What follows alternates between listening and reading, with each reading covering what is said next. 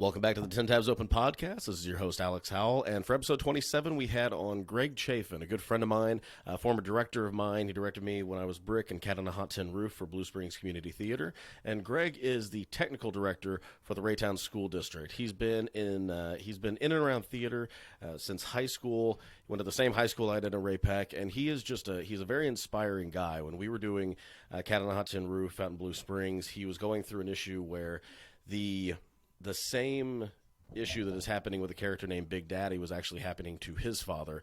And whereas he was obviously his father's son, I was playing the son of the character that was dying in that role. So it was a very troublesome time for him, but he pulled through, and he actually created what I thought was a very, very good community theater experience for everything that he had to deal with and go through. But Greg's a great guy. He's been around for a long time. We actually know a lot of the same people, including somebody who's been on the podcast in the past. So I hope you guys enjoy.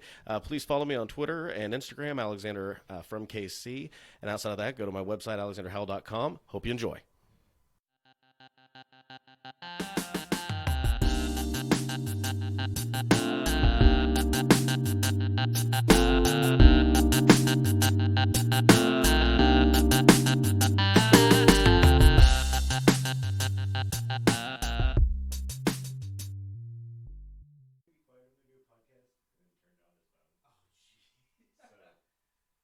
So this is a little bit more legit than I was expecting. I'm glad it looks, and this is not what it looked like even. Let's see. All right, mine's on. Check 1 2. Hey, it's go. National Mic Check Day. Oh, that's right. 1 2 1 2. I think this is my favorite part about this setup is that you can actually just hear the person. Like when I had it at the house, it's an unfinished basement where I had it. It was to say it was a ghetto setup like this right now, even though it's like a dining room table that has drawers for some reason and like half painted walls. This looks way better than the other one did. All right. So, all right, man. Thanks for coming on. Yeah, no problem. We already had like half a podcast before. I know, right? So a lot's changed. We had first of all, cheers. Yeah, cheers. Absolutely. So we met under random circumstances for Blue Springs Community Theater. Yeah. We did Cat on a Hot Tin Roof, and you were trying to find a Brick, and who was the other person you were trying to find? I think it was the other lead. It was Elizabeth Taylor's character. No, it wasn't Maggie. Oh, it was Maggie. I think it was Big Daddy. Oh, okay, gotcha. Yeah. So like the two male characters. Yeah. Go figure. Yeah. But it ended up being kind of a fun experience. But it was, I mean, like we were talking about a second ago. It's like I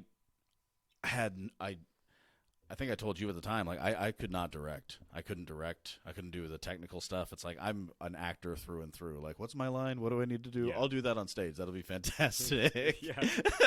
just tell me what to do. Yeah, exactly. Okay, yeah. Great.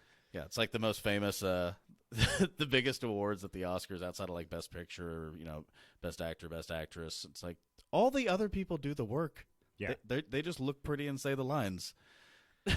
Yeah, I mean, there's a lot of work that they got to do too. I'll give actors their due. Yeah. The great ones, they put in a lot of time. Oh yeah. I mean, yeah. Yeah. Well, like you told me, like don't watch if you haven't seen Cat on a Hot Tin Roof, don't watch it. Yeah, don't. No, you can't. No, you're not gonna win. You're not gonna beat Paul Newman. I'm sorry. In every way you can imagine, you're not gonna beat Paul Newman. Yeah. You're not gonna have a salad dressing. You're not gonna have anything. And I'm sure it was part of the time, but one of the things that was really interesting to me going through that was because I did immediately go out and watch Cat on a Hot Tin Roof. Yeah. But one of the most interesting things to me was the storyline of the movie cutting out a lot of things that would have been very controversial at the time. Absolutely. In the play. Yeah. I mean, like at that period of time in history for America, our plays are where you got your edgy stuff, and that was still edgy. Talking about adultery and hiding your illnesses in general. I mean, I just saw a production of that at KC Rep when they did it. And holy cow. That show's deep. Like they took it places that they took it down roads that I didn't go down directorially, but then also I took it down roads that they didn't. Yeah. So it was like, there's so many pathways through that show. It's crazy. Well, it's weird. Like there's the gay element of Brick, which is weird. Like not weird. It's just when you have watched the movie, it's like it's Paul Newman. He's one of the most, I'd say heterosexual men alive at the time. Like or at least personified it. Exactly, yeah. And so you've got that, but then when you actually see the play, like, oh, this is a very different Brick. Like he's very much the same in the way that he's portrayed, but when you get that extra little bit of, oh, hey, his buddy that, it might have been a little something. It's like, that's a little, I mean, for Tennessee Williams to write that at the time that he did.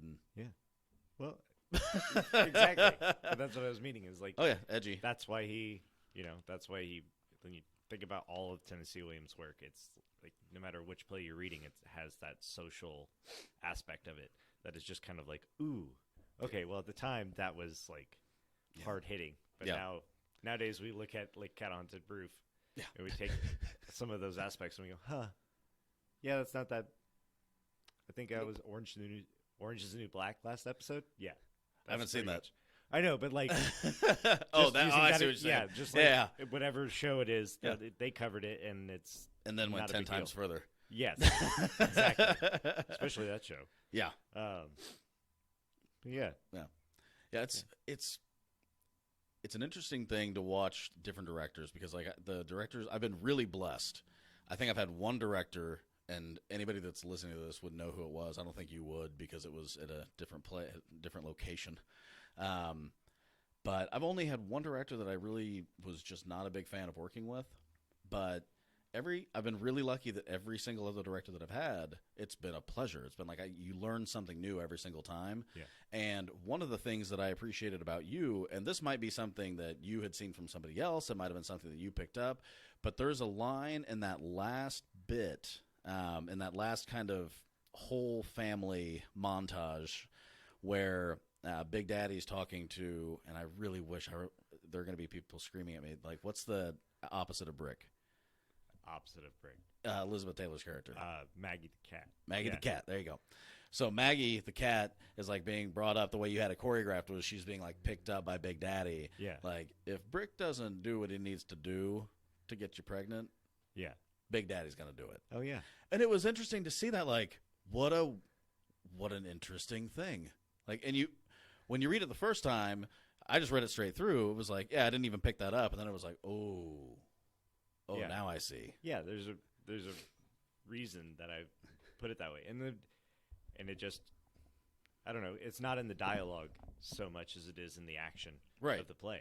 So it's just, well, you can pick it up knows. if you want. Yeah. You can pick it up if you want, but it's not always. Yeah. Yeah. The kids won't you pick it notice up. that stuff. But Well, and it's just interesting because, like, again, when you read through, as an actor, somebody that doesn't really look at the other stuff, just looks at the lines. I'm kidding. Yeah. BS, my line. BS, exactly. BS, highlight that, fuck that, highlight that. No, but like in that scene, it becomes a very different scene if you do that. If you know, like, that's kind of the goal. That's what you're trying to get everybody in the audience to see. Yeah.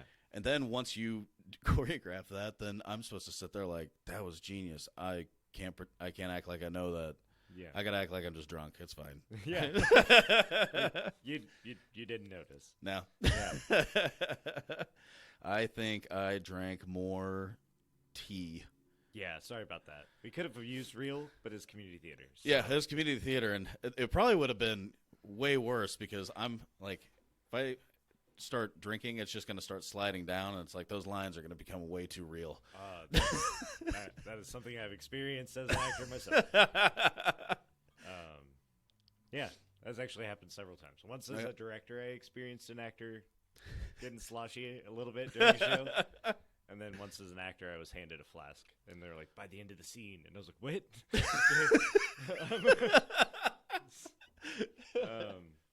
But yeah, as a director, that's something that you got to choose. In community theater, using a high school space. Yeah. And all of that, we have to follow the line. But, directorially, when I did Burn This, we had a really intimate space. It was like 70 seats. Yeah. And it ended up being like abundantly clear that it was not real alcohol when I was directing. So like sitting out there and I was like, that smells like tea. Crap. Oh, no. And so real alcohol went on stage, and definitely there was one moment in one rehearsal where I was like, okay, you got to put your game on now. That's awesome. Needless to say, that actor like picked it up and was like, no, I'm fine. It'll be cool. And then they were great. But yeah, it's... Well, and what a challenge to figure that out, too. Like, Yeah. you have to know.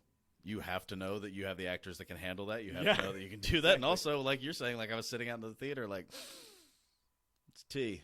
Yeah. We have raspberry tea or Yeah, whatever that was. Yeah, they poured. Yeah, we had raspberry tea on. Oh, our there you set. go. I'm pretty sure that's what it was because Yeah. they were like brisk raspberry tea. That'd be the best thing. Uh-huh.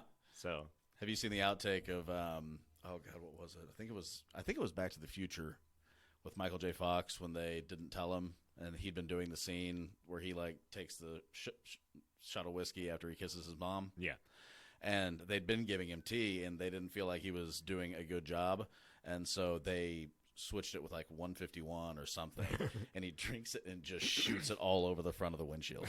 Like spit take completely. He was like, got me. Can somebody please help? that's great. It's like, okay, well, that's real now. I'll look that up after we're done here. Oh, yeah, I it's haven't awesome. seen that. That's funny. Oh, it's fantastic. Speaking of wasted talent, just it's amazing to me you see these absolutely genius actors and actresses, and I've always felt like if you're with his situation, obviously that was a completely separate issue. He just had something where his body just was going down that direction. But it's amazing to me when you watch some of the best actors that we have that can't pull out of certain roles. Yeah. And all of a sudden, like, painkillers are involved and opioids are involved. Method acting, if you will. Yeah, exactly. Yeah. Method acting. Method acting. Yeah. Yeah, I mean, the one that hit me the worst was because I'd grown up watching him was Heath Ledger. Yeah. And he was like a few years older than me. Yeah. It's like, well, this is awful. What the hell? It's like, Yeah, I mean, he played one of the most iconic roles in the history of film. Yeah. And reached places that he probably shouldn't have. More than one. Yeah. Honestly. Yeah, I mean, true. like, he was an incredible talent. And it's sad to see them go down that path. It's sad to see anybody go down that path for that matter. Yeah. It's tough to watch. Yeah. Well, and too many people do. I Yeah. mean, especially like opioids now. Like it's become in the last couple of years like this kind of thing to talk about politically, but it's like this has been bad for a long time. We just didn't want to admit it. True. Yeah. I mean, yeah, it's always been a bad problem. Yeah. It's been a bad problem before we even knew it was a problem. Yeah. So, Oh yeah. so I mean, like to a certain extent, you can't expect it to be any different now. Yeah. We're only biggering. We're not. Oh yeah. As the Lorax would say. Uh-huh. You know? Like, that's the only place we're headed. Yeah. And the problems are going to get bigger, even though everything else is going to get bigger. Yeah. All we got to do is figure out how to live within that construct. No, totally agree. No, and it's weird to me because acting to me always seemed like an escape. Like that's one of the biggest things. Like that's one of the things I loved about it was I felt like I could create a character, bring it on stage, have it, let it go the moment that it was gone. Outside of one character where I lost a role, I think because I got way too into one character. I played Scapino, Yeah. and was not expecting to. So it was like 3 weeks in, and all of a sudden I had to take over that role. Yeah. And I just became that character. And then by the next year, I couldn't break it. I Oh, wow. did an audition, and they were like, "That's Scapino. You need to stop." So I think I lost a role for that. But you know, it is what it is. But like, it's interesting to me to see like an escape for somebody may feel like more of a job for somebody else, and because they put all of their time and effort into becoming something, all of a sudden their mind just goes, Yeah. and they can't handle it. It's like, Well, yeah, what part of yourself did you reach? Yeah. That's incredible, by the way, but terrifying. Yeah. And I mean, like, what is the old story of, like, what's his name? I'm a horrible human being right now. Laurence Olivier. Oh, yeah. You know, like he could tap into things where like he could sweat when he wanted to sweat. He could not sweat when he didn't want to sweat. You know, like he could cry when he wanted to cry, and he just had absolute control over his body. Yeah. And also was able to do the same thing with his mind. Yeah. But yeah, you know, some He's actors rare. get to a point, you know, oh God, Daniel Day-Lewis, he's an amazing actor. And like he could easily go that route. Yeah. If put in the wrong position. Oh, yeah. If he went a little too far. Yeah. You know, cast him as the Joker, find out what happens. Yeah. You know, like, just try to be the most evil human being you can possibly imagine. Yeah, exactly. And then go deeper. Fantastic. Yeah, I mean, I was listening to a podcast, and I can't remember which one it was. I have like 3 that I listen to, but I don't want to give credit to any of them if I don't know which one it was. But I was listening to a podcast, and they were talking about like, yeah, did you hear Daniel Day-Lewis is in like Paris right now, and he's being a cobbler? It's like he's making shoes. Like that's what he's doing right now. It's like what a weird person. It's like, and then he comes back, and I can't remember the name of the movie, but he comes back and he plays this famous like fashion designer. Yeah. And he gets nominated for an Oscar. It's like, how did he do that? Because he spent 4 years making sure that his hands look good, his measurements look good, everything that he was doing in the film that wasn't just speaking the line was perfect. But it took him 4 fucking years. Like, that's the kind of dedication that a guy like that has. Yeah. And it's incredible to see. But it does seem like it might be like the method has saved him too. Yeah. Because it's like the moment that he's like, okay, well, I'm not fully immersed. Back to reality. Yeah. Everything's fine. Exactly. Well, yeah. I mean, I think Jim Carrey did it too. Like on, what was the movie? Man on the Moon. Oh, yeah. Yeah. He went Andy Kaufman, and I don't know that he ever came back. Ooh. I don't think so. No.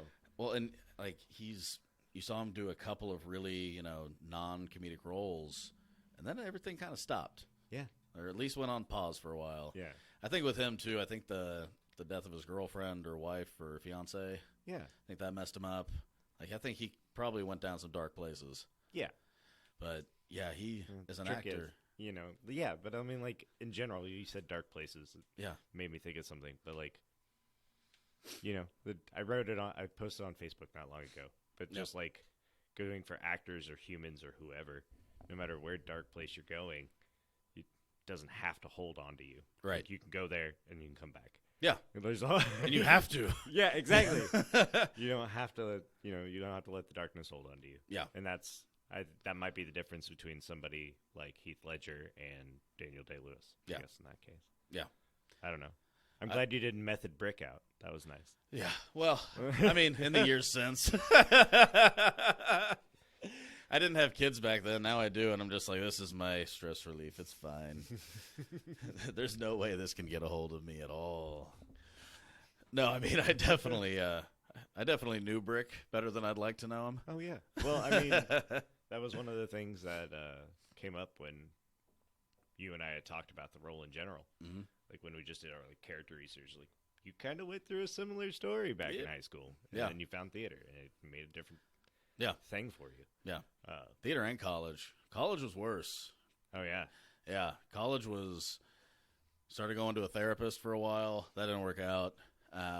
And for a long time, I was on they put me on antidepressant medication, which was a bad idea. It's like if you look at the side effects of antidepressant medication for like an early 20-year-old, it's like that's bad. You don't want that. You don't want those problems.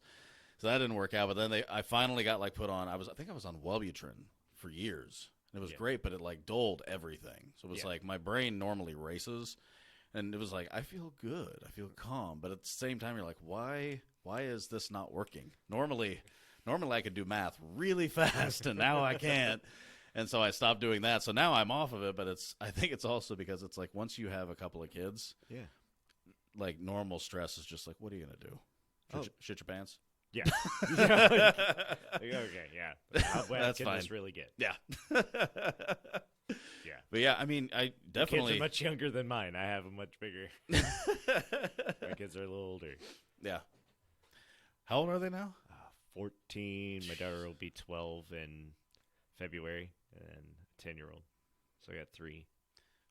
2 years. Yeah. 2 years. That's 2 year and a half. Yeah. Wife was brave. Yeah. She was. Might be the strongest person I've ever met. Yeah. Yeah, it's amazing how much stronger they are than we are. It's on a podcast now, so yeah, it's gotta be true. Exactly. Yeah, my wife had a cutoff date. She was like, if I'm giving birth when I'm over this age, then I think I've said on the podcast before. So she was like, if I'm 40 and giving birth, I'm very mad. So we had our first. She was like, so we have until that point, and 9 months before that point, we're not having another one. Yeah, and I think we got like 15 months before that point. I was like, all right, we got 2, and then he came out, and he's a bull. He's a bull in a china shop. Yeah, like our oldest one is like this. He has his moments, but he's very good. And the other one's just like, what's the thing that you like most in this room? I'm gonna go grab it and throw it on the ground if you're okay with that. Yeah. Oh, I see the purpose of the office now. Yeah. All right. Yeah. Bring him downstairs and just like, what's that cord do? Zzz, no, we don't want that.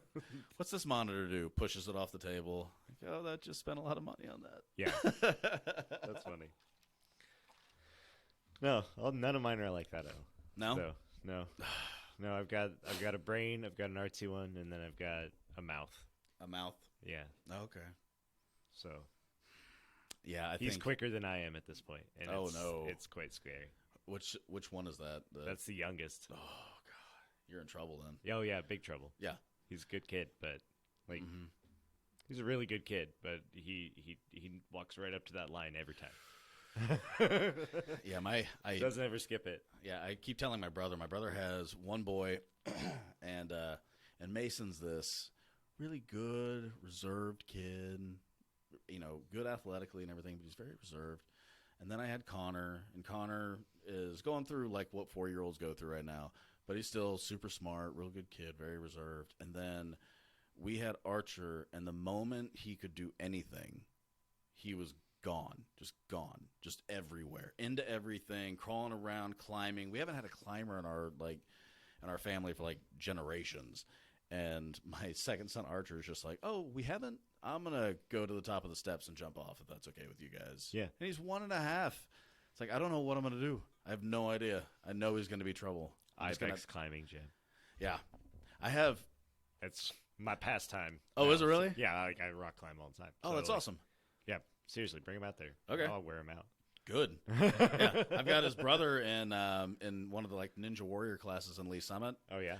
And Connor, was not, we'll just be honest, was not athletic. Probably more our fault than his, because he's so, he likes to, do art, and he likes to read, and he likes to do all those things that 4-year-olds shouldn't want to do, but he does. And my youngest, though, it's like, I wish, could you guys switch ages? Because I know I could wear you out if you went to the same thing Connor's doing. But we got to wait until he's 4. Oh, yeah. There's no age limit on climbing. All right. So I'll definitely bring him out. Yeah. I don't care if he gets worn out. He would be at the top of that thing and just start laughing and doing backflips. Maybe. Yeah. It seems to scare kids after they walk into the gym. They're like, oh, no. 34 feet. Yeah. 34? Yeah. Nice. 33 feet to the rafters out there. So yeah. Let's do it. Yeah. Seriously. We also have a little bouldering area where no ropes involved or anything like that. Yeah. But yeah, it's a good time. Nice. Yeah. My oldest would be a little freaked out. Youngest, not so much. I don't know. Nah, we'll figure it out. My youngest is still if we don't go climbing on a regular basis, he freaks out. But if we consistently go, he's conquered that demon. Nice. But it's still that's good though. Yeah. All my kids are into climbing. I think mostly because me and Mom are too. Yeah. So that helps. Yeah. You're going to be the interested in what we are. It's like the family trip. Yeah. So it's weird how kids do that. One of the interviews one of the podcasts that I've had on here, Megan Day, who is her husband started the barbecue team, Burnt Finger Barbecue, and then they built a company around that, and they've just become wildly successful at this point. But they have this whole circuit of people that are part of the barbecue competition circuit, and the kids have their own deal. And the parents obviously have their big deal, but everybody even though it's competitive, people get along. Yeah. And I was just talking to her about the same thing. It's amazing how you kind of groom your kids into being ready for what you're into. Yeah. It's like everybody thinks like, well, I need to involve them in basketball and football and baseball and this and this and this. It's like, or whatever you guys are doing. Yeah. Yeah, they can still be athletic. You can still teach them how to throw a football. Yeah. Doesn't mean they need to put on, shoulder pads and a helmet. Yeah. Well, I mean, for my kids specifically, Carrie and I really didn't want to put our kids into football. We're the same. We did soccer for a little while, Yep. and oldest Ashton was like, soccer. He's my logical, like, I'd rather sit and play with my magical math rocks and play D&D. And then That's awesome. yeah, so he's like D&D through and through. Like he loves creating the adventures and stuff like that. That's awesome. But also like he bugs us. Might be the one that bugs us the most. So like, are we going climbing tonight? We're going tonight, are we? Yeah. Yeah, and so That's awesome. yeah. Seriously. Yeah. The weirdest, I will say the weirdest like convention I've ever seen was I was going to a boat show and there was a D&D convention like on the bottom floor. Yeah. If you want to see some interesting people, Yeah. go there. We did I think it's called CanCon. Yeah. Me and him went there, and it was just like at the Bass Pro, the hotel next to the Bass Pro. Oh, okay. Yeah. But they just had it there, and it's just looked like a board game convention. So like, there's D&D going on, but also like Catan, brand new board games that are like just running the circuit. Yeah. It's a really interesting thing. Yeah. Like he's really into that stuff though. Like he's created his own board game. And, like I helped him build it. Awesome. It's like it's really cool.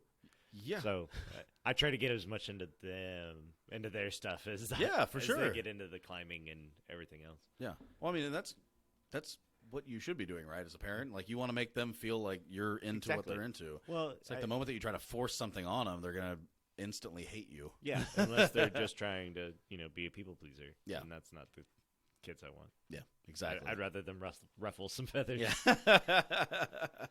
That's awesome.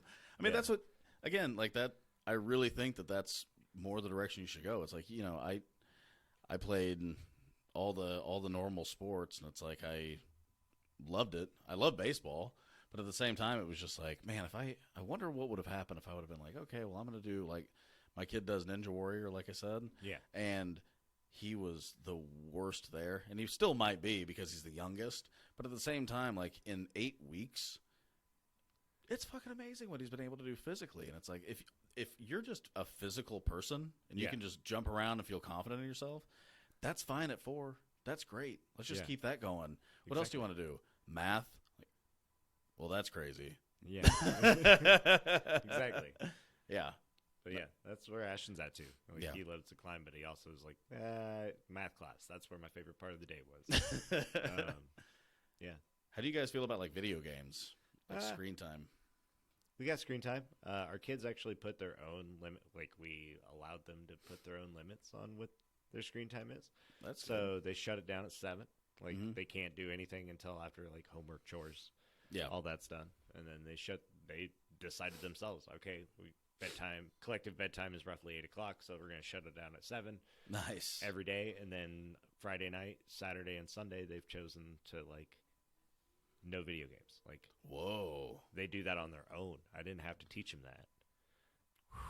I'm blessed. Yes. What deal with the devil did you make for that? I have no idea. Yeah, I just started That's fantastic, though. Yeah. Yeah. Like Carrie and I's philosophy as far as parenting is concerned has always been like, I just want to create humans I want to hang out with later. Yeah. Yeah, for sure. Yeah. So, I mean, I'm sure a lot of that too. I mean, if they actually decided that, I mean, that means that you guys are people that they want to hang out with probably too. Yeah, sure. Yeah. We're getting to teenagers, so not so much. But, yeah. Relative to other teenagers, maybe. Yes. Yeah.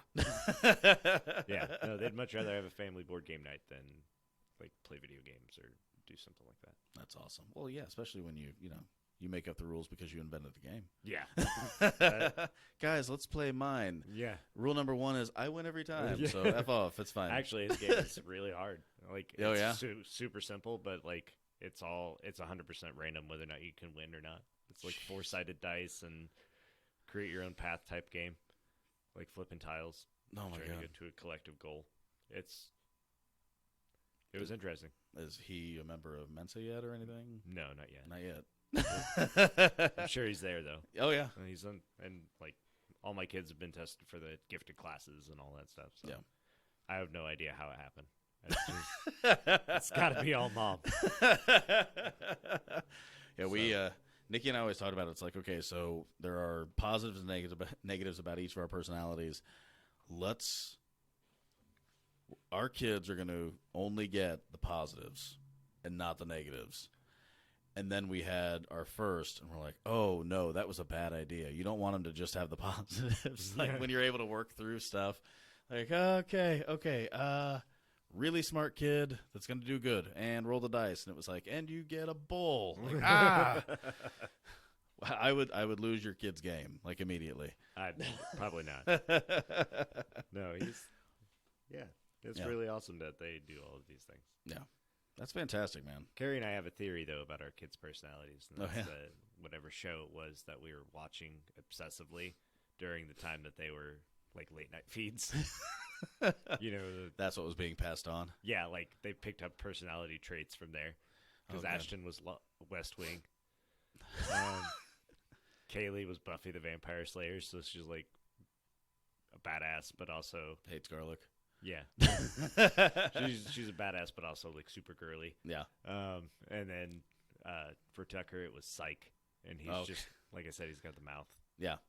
Yeah. Thank God you didn't have a kid when you were watching Game of Thrones. Oh no, I watched season 1 and 2, and then I was like, I can't anymore. I'm gonna read the books. This takes too long. Oh man, you can see that. I'm obsessed. I'm actually. I am too, but with the books. Yeah. So that's yeah. And that's the thing. I'm only through. So I've completed all the novellas, like The Princess and the Queen. I'm halfway through A World of Ice and Fire. I just read Fire and Blood. Audiobook is huge for me because I read very slow, but I can get lectures. So audiobook has been fantastic. But I decided that I was going to actually read the books because I can normally get through like half a book when we like go on vacation. Yeah. So I'll just like sit on the plane, sit in the hotel room, like all that kind of stuff. And we go on, one every 6 months, or if we're lucky that year and things aren't going crazy, 3.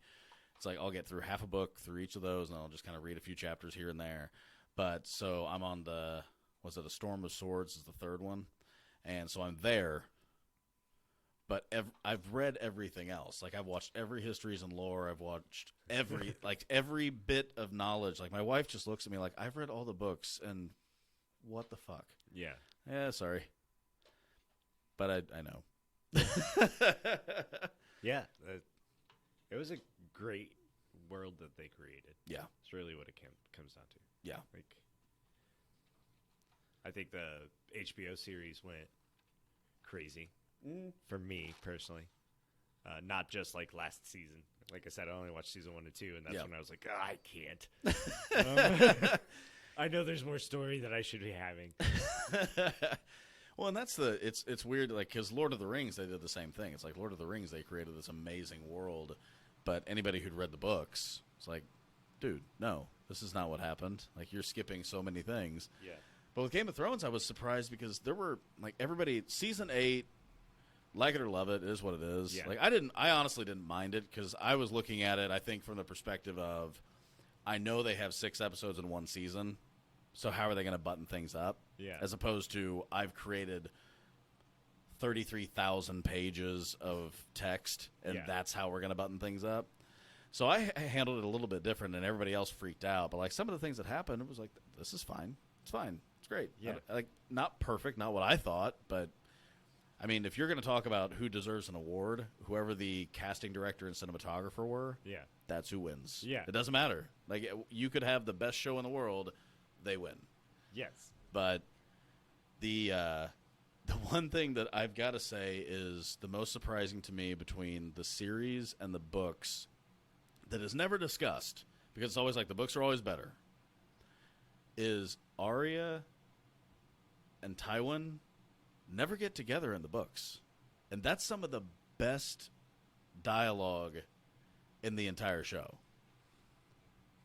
I didn't see it, so Yeah. I can't tell you. I know. I'll take your word for it. Yeah. Eventually, my kids will all be old enough, and I can watch it whenever I feel like it. But Yeah. Yeah, it's an interesting thing because you read the book, so you know that like she's with a couple of people at Harrenhal, Yeah. and then Tywin leaves. In the film series, she's not cupbearer to those minor characters. She's cupbearer to Tywin. Okay. Yeah. All right. Yeah. Becomes real, like, and that's not a surprise, but it's just one of those, like, this is great. And then I read the books, and I was like, wait a minute. This is BS. That was some of the best part of, like, that was one of the best things about it. It was like you had her and the Hound. You had her and the Faceless Men. Yeah. And her and Tywin. And you never got that in the books. I was so disappointed. Like, all you people that talk about the books being better. For me, the story was like I knew that I had more story that I could have in the moment, so Yeah. I just like Books. skipped show. Yep. I'll be past wherever the show can get next season by the time this month's over. Yeah. I just devour books, so like That's good. constantly reading. That's good. I can't read fast, so I don't constantly devour. I don't read fast. At Oh, all. really? No, like it's just still take me some chapters still take me an hour because I like you know. Well, you're patient though. Yeah. Also, You've dealt with actors. You're patient. True story. What if I have another? Oh yeah, no, we've got a lot. Yeah, I'm actually going to grab some ice. I'm going to stay here while you're getting the new one, and then you can answer while I create mine. So you did Cat on the Hot Tin Roof, but you've obviously been a part of about everything, especially we were talking about earlier about the unicorn and kind of the stresses that are involved in that. You know, when you're the technical director and you have that plan. I mean, I know it was stressful, but as far as like what you're doing in that week, so kind of if you don't mind, can you kind of like give a background about what you were talking about, what you have to do in a week? Yeah, like in a week to 2 weeks, you got like between a week and 2 weeks, you have to put together, you know, a complete set.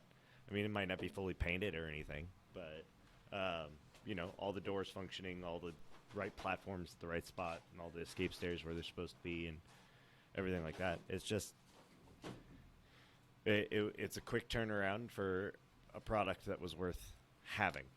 But you're creating an entire set. Yeah. Like, is that lighting and sound too, or is that that's not lighting and sound? That's not lighting and Okay. sound. Just functional set for them to work on. Okay. And that's I mean, like, it's important to their process there that they can do it that way. Right. Well, I mean, like, because they have quick turnaround. They're doing new works, so most of the time, the work that you're doing is not. Oh, I didn't even think about that aspect. Yeah, because so what it's you're like, talking about is like I get not a Tennessee design from a designer, and then it's like this is the first time this thing might have ever been built. Oh, So, I didn't even think about that part. Yeah. So you're not only creating a set, you're creating a set that nobody's ever seen. Yeah. Like, there's no like, oh, well, that's just like this other thing that Yeah. I did. No, it's almost always brand new, which was super fulfilling about that job. Yeah. Well, I guess that's a positive because you're not just building a set that everybody else has built. Exactly. Right? Okay. I mean, sometimes it was just like, oh, we need a box set for this show because it's a box set.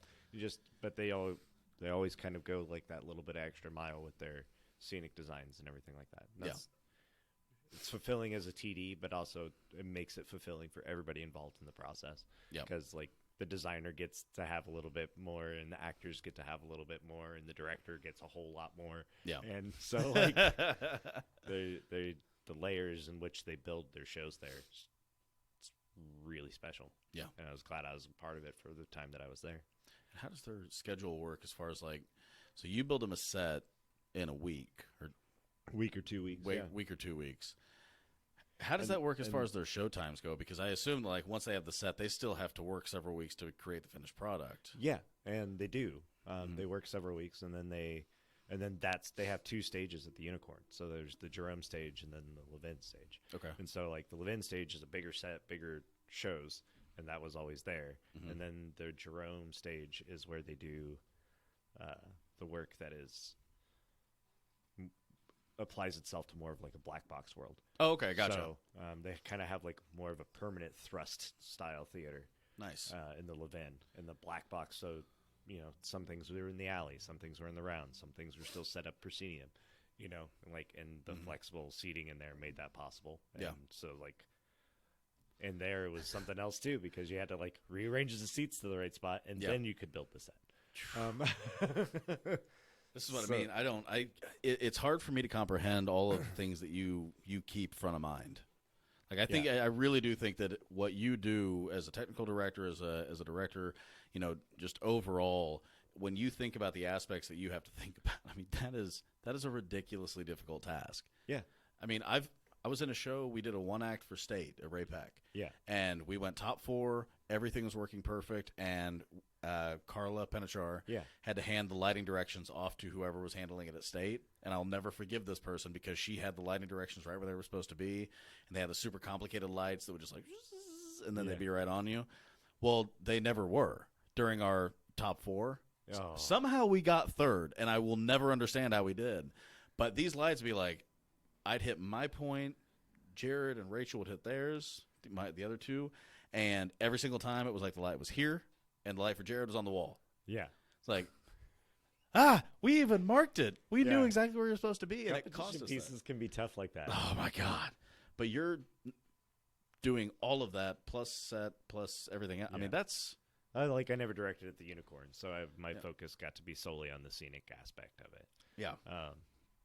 But directorially, my brain is definitely all the places. Yeah. That's where I try to be, at least. Yeah. I try to see the forest and the trees. Yeah. As it were. And that's tough. Yeah. That's got to be. Well, you got to have 3 different brains. You Yeah. know, you got to have the brain that's like looking for the ornate thing that's going to make all of this work, and then you have to have the brain that's, all right, well, I need my actors to be in this part of the stage for this moment because I want them, I want Brick to be standing and Maggie to be on the bed and, whatever. It just, however it came about, I just try to make sure I create pictures. Yeah. Like, that's directorially where I love to go. It's like, I wanted to see a tableau that, makes a moment like, oh, this person is in the most powerful position that they could possibly be in this situation. Yeah. It's amazing how much your subconscious is a part of that, too. Like, when you're sitting in the audience, you don't think about it, except that the person who is supposed to be the main focus is center stage, which makes sense. But at the same time, if you're watching as an audience, it's like the person that's the most important right now is going to be center stage, and that's what's going to work out, unless it's a side conversation. Because it's a side conversation, we want to be over here. Yeah. And me, I would just be like, on top of the stairs. Well, I mean, there's a lot of that, too. It's just naturally in the progression of, say, Cat on a Tin Roof, where would Brick be? He's either on the bed or on his way to the bathroom. Yeah. You know? Which was very helpful. Thank you, by the way. 13 gallons of iced tea per show. I remember I got off stage and somebody was like, "Were you actually drinking? Are you okay?" I was like, "No, it's iced tea." It's like, "Oh, thank God. I thought you were going to have to go to the hospital." Because I was just like, woohoo, I get to drink and actually have a voice, and you guys can suck it. Yeah, Maggie doesn't get to drink anything the whole show and talks the whole show. Yeah.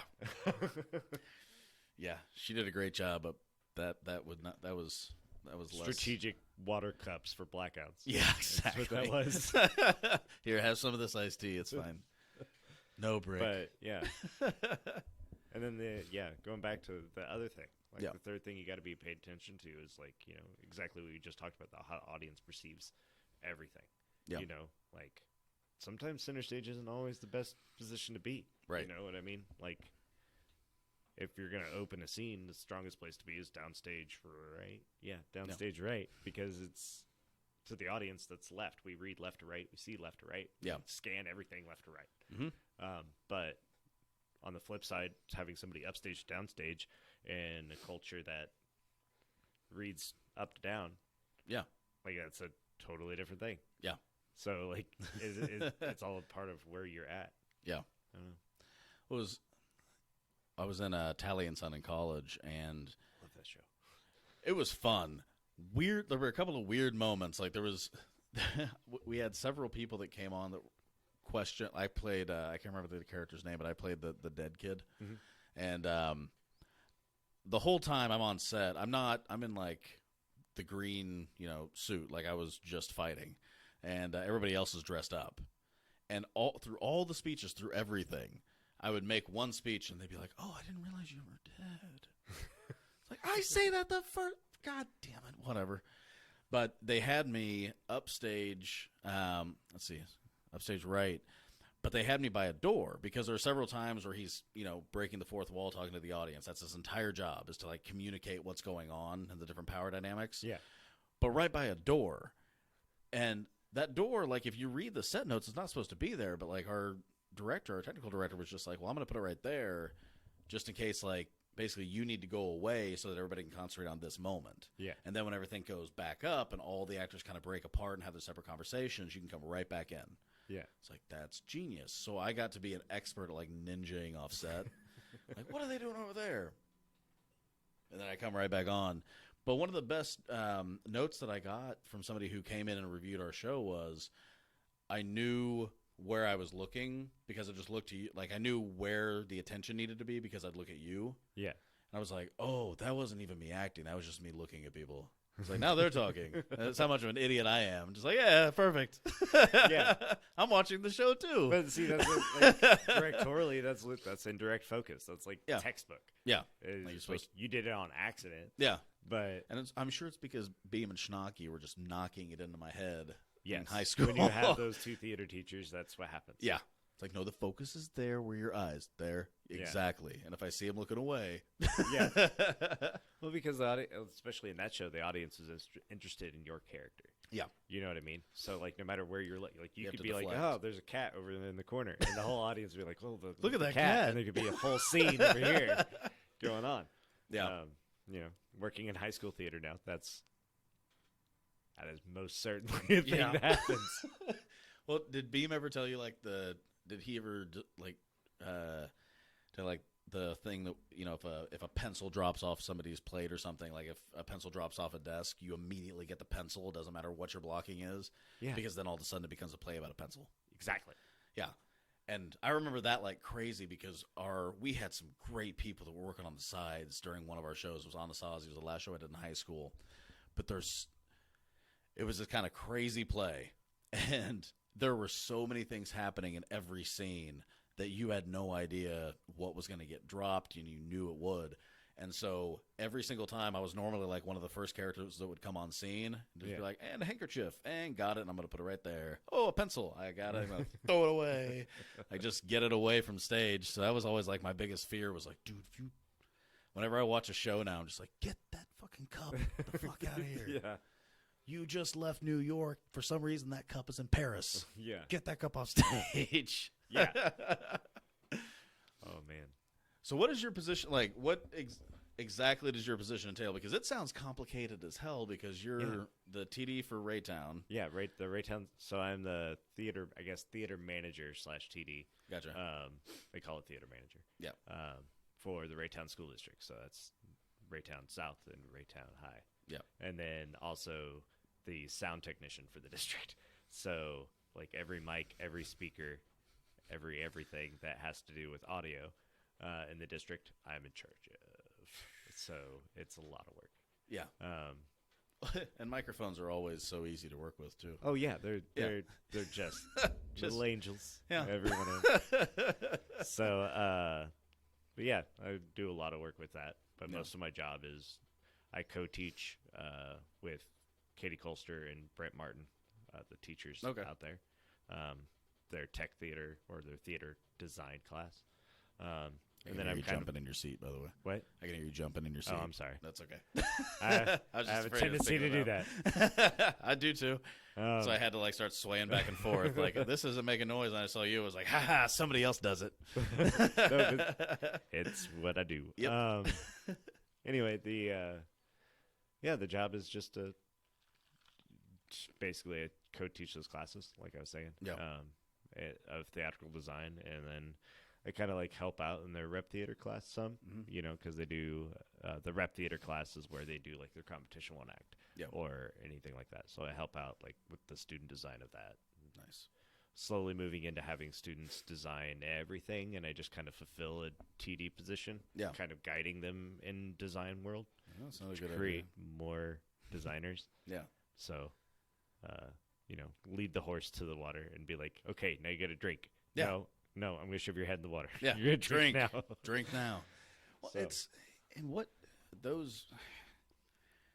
one of those things like when you when you're in a play and you're, an actor on stage and you do like and we give credit to, you throw your arm out, into the crowd, and it's like, and we're thanking our assistant directors and our sound designers and all the lighting designers. Okay, you get one applause, then you do that, then it's thanking all the people backstage. Yeah, and then in front of you directly is the orchestra. It's like you depend on everybody, and especially the people the people in the very back, like the assistant director, sound designer, light designer. You depend on them without question. The people backstage have saved my ass more than any other fucking position. In a show. No, because Beam, as you know, was just like, well, I helped you. Now it's yours. Yeah. It's like the number of times that I've been thrown like the thing that I'm supposed to have on stage is probably embarrassing. Like, I was always really good about, like, okay, when I come on stage, I'm going to have it here and I'm going to have it here. But somebody's like running and they just like shove everything off the table. Yeah. But you get that one person in the back to just be like, here you go, found it. Thank you. And then you're on stage. Yep. Yeah. I try to train my kids a little better. Yeah. Not that Mike and Todd did a bad job whatsoever. No. Or Carla, for that matter. No. I was only in a couple of shows with them, though, in high school where they didn't have, like, 60 people backstage. Yeah. That was the issue. It was like they were so good about trying to involve so many people, but there are complications to go along with that, too. Oh, yeah. Especially with the amount of wing space we had there. Yeah. The no wing space. Oh, yeah. Forgot about that. I'd completely forgotten about that. It's like about 18 inches of wing space. Yeah. Yeah. That's about it. Yeah. Now, they still have the same – I think they still have the same theater, but they have like a more expanded backstage area now, right? Yeah, I believe so. I haven't been out there in a while. I just know it looks very modern compared go out to the there, old building. Yes, it does. I went out there not long ago, but I only went to the storage unit. Okay, gotcha. Or as I called it, shop class in middle school. Yep. The area behind the theater. Or no, it was different. No, it was the area the middle school, so that's the next one down. Yep. And they had the shop. That's right. There. Where I took shop class. Yeah. It's weird. Yeah. I didn't ever take shop class. Yeah. It was offered, but it was only like, I can't remember what it was. It was like a half It was like half a credit. Yeah, it it was was like a half one semester. Yeah. You build, whatever it is that you build. Yeah. Which probably should be more involved than it is. Yeah, it is. But for somebody like me, like, I wasn't really good at that point. No, I didn't. I didn't want to be good at that stuff. Oh, like, yeah? I never Really? set out to be like, I'm going to be good at woodwork. Or I'm going to be good at being a tech theater person. So what were you excited about in high school? What? Oh, girls. Well, yeah, me too. No. Like I'm very tunnel visioned. No, That's like in high awesome. school. No, in high school I was focused in on theater. Like Yeah. Todd had that directing class, and I took that my sophomore year. Yeah. And then when I was a senior, he added directing too, because I just kept taking the classes. Like, you got to have credits, Greg. So That's awesome. So he actually added a whole nother class, not for me only, because there were a lot of us. Of course. But, it felt like it was for me Yeah. at the time. Very narcissistic. No, but that's fantastic, though. I mean, if you have enough students that are wanting that, that's a positive thing to do. Oh, yeah. I don't know what their curriculum is now, but at the time, had that not been there, I don't know that I'd be where I am now. I'd probably be digging ditches. Yeah. Which is a fine job. But, But there's a difference between that and, like, if that's your passion, fantastic. But if what your passion is theater, then do it. Yeah. Exactly. I have this. I apologize. I have this program called If This Then That. Yeah. I'm sure you've heard of that. And it reminds me about bullshit every, 5 minutes. It's like, hey, did you know that the International Space Station is right above you? Like, yep, because you told me 5 minutes ago. I don't know why this is the thing. Well, we can't see it from here. No, exactly. Like, oh. Hey, look, Cool. it's gone. It's That's how fast it goes. Yeah. I stood out to watch it one night, and I was like, oh, 3 minutes. Cool. Yeah. Awesome. Yep. Thanks, guys. It's very neat. Yeah. There's people on that. So, but yeah. It's like, where did your path take you once you graduated high school? And you were, I don't want to out you, but you were a little bit more involved with the Raypack Panther than most people are, right? Yeah, I was the mascot for Exactly. a while. I was Chewy. My Chewy? sisters were there when that I'm the last of 6 siblings. that all came from Ray Peck. And so, like, my sisters were there when they got that mascot uniform. Oh man, Like, when's your sisters graduate? oh my God. Oh, you had to do this to me. Let's see here. My oldest sister graduated in, I'm going to say 82 or 83. Okay, then you graduated in 2000. Okay, so there's your span. You're good. Yeah. You don't have to remember all of them. Okay. Yeah. Yeah, my oldest sister is like 18 years older than me. Okay. So, my parents, whatever. They're brave. Yeah. Or dumb. Probably mostly A both. little bit of both. Mostly both. But yeah, like that. Yeah, Chewie being the Panther was something else too. Like that was a whole nother thing of high school for me. Was like I got to, like you were talking about earlier, you get to take a character and you just get to throw it out there. Yeah, it's there. Like I'd walk off the football field or out of the gym and I'd be like, oh, I'm gonna be Greg again. This is nice. Greg, why are you so sweaty? Well, you see. Don't worry about it. Yeah. Over there. I ran down the touchdown. Yeah. They'll tell you. Yeah. Exactly. Spent a lot of time in locker rooms just sitting there like holding my head being like, why did I choose this life? It's probably okay in like October, but not so much when it starts. Yeah, not the first couple of games of the year were always the worst because you're just like, why me? Why and that's am I in also when black? everybody doesn't have. Yeah, I'm in all black and it's 3 inches thick. Yeah, and it's 3 inches thick, and this head doesn't ventilate anything. Just my breath stays in here. It's 1,000,000 degrees. And that kid over there just kicked me in the crotch. Yeah. Awesome. Yeah. That, I think, would be the worst part about being a mascot is you have to go up to little kids, and you're like, these aren't my little kids. These are other people's little kids. Yeah. I don't trust these little kids. I learned very quickly my sophomore year that I should not Yeah. trust children ever. I just take them out. Deal Exactly. with it. No, it never got to that point. I started getting wranglers. I'd be like, all right, you two cheerleaders, you got to come with me everywhere I go. That sounds terrible, Greg. That must have been awful for you. It was a horrible time. So after high school, after, the glory that is Ray Peck High School and theater, so where did you go from there? I went to Longview because it was the first A-plus program that they had. Oh, really? Yeah, like the very first ever Nice. A-plus program was my graduating year. And so I went to Longview and then chased a girl out to UCM. At the time, it was CMSU. Yep. And got a theater degree, and yeah. Then I What spent do a I do lot with of this? time not doing that. Not doing school, not doing theater. Just trying to make everything work out. I had my kids young.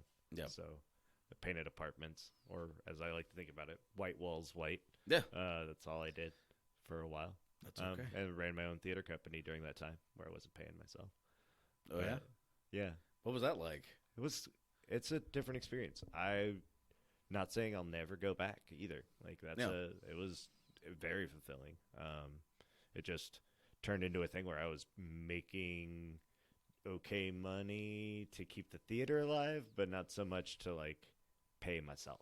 Like I was paying my act. Like from day one, I was like, no matter what, actors get paid. Period. Not community theater. And theater being what it is, getting audiences, get butts and seats and all of that stuff. We had our really great shows, but I did a lot of black box stuff because that's what I could afford. Yeah. Like, I'm going to rent this art space for $300 for 2 weekends. Yeah. And turn it into a theater and have, and beg, borrow, and steal from everybody I know to make it happen. Yeah. And I just did that for like 7 years. Yeah. We did a lot of really good things. Like we did, let's see here, we did 4 completely new works, one of which that I wrote. What was that? It was called Man After Superman.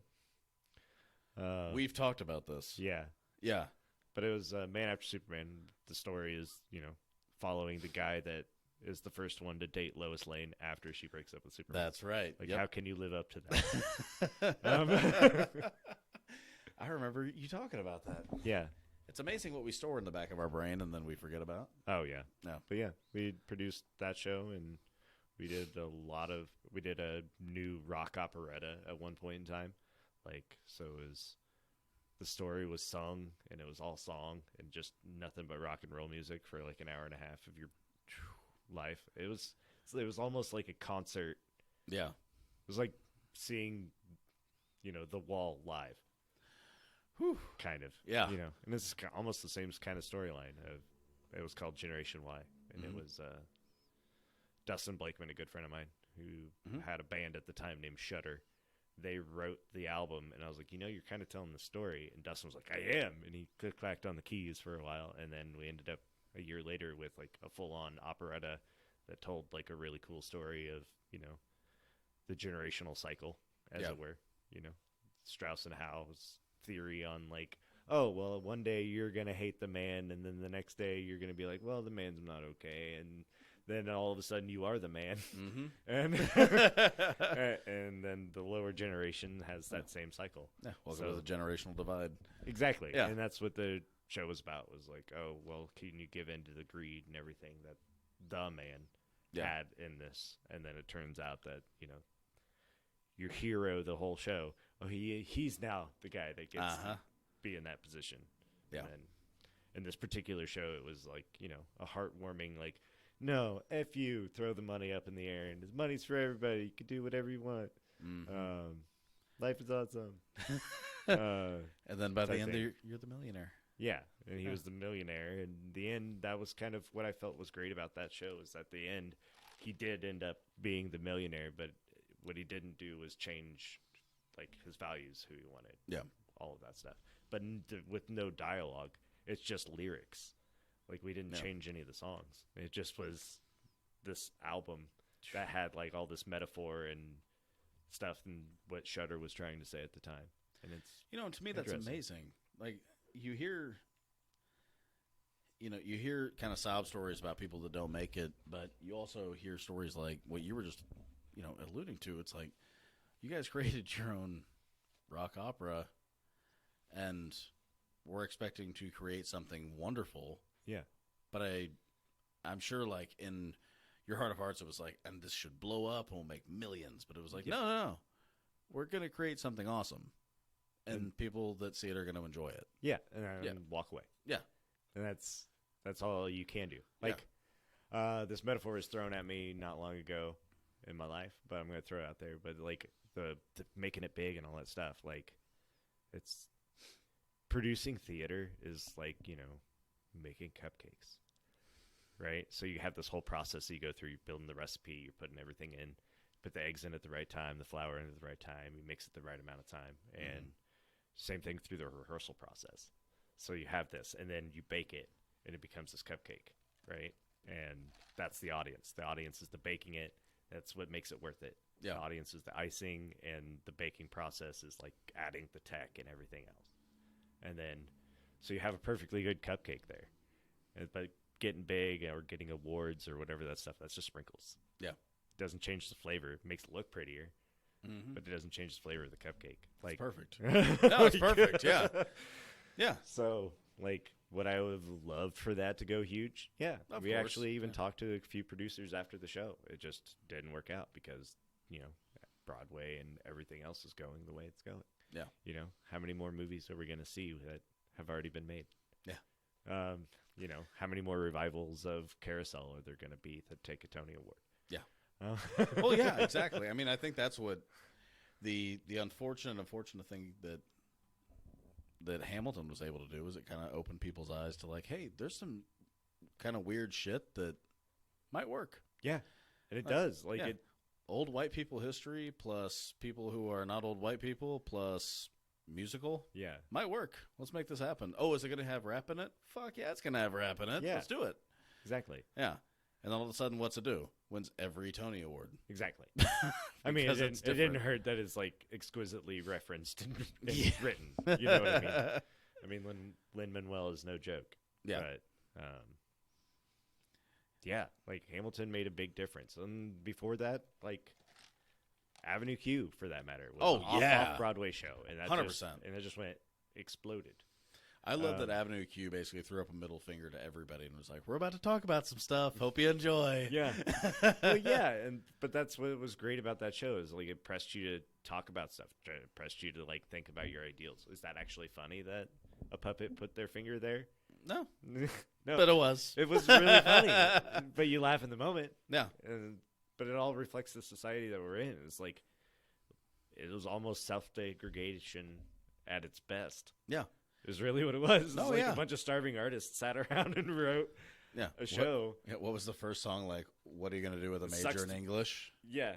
Or Yeah. Was that the second song then? I think it's like split. Okay. Yeah, because What will you do like with a BS in English? BA in English? BA in English, yeah. And then the last half of the song is "It Sucks to Be Me."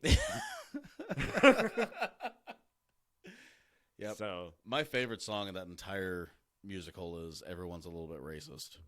yeah, sometimes. It's like, yeah, exactly. Yeah, exactly. Everybody's a little bit racist sometimes. Like, and I'm not going to sing any more of it because one, if I ever blow up, this will get sued out like crazy. But two, it won't. Oh, I won't. It's fine. But no, I mean, the biggest thing to me was like when I listened to that song, it was just like, boy, I really wish like people would listen to this. Like, I really do.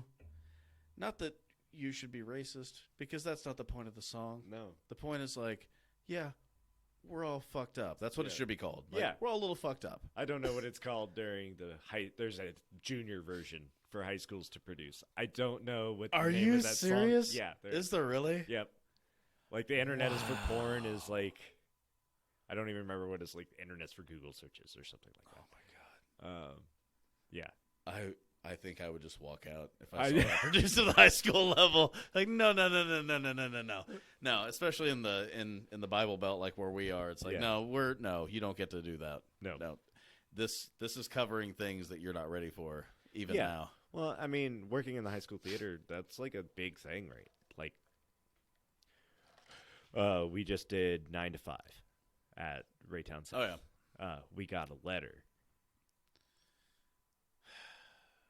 What'd the letter say?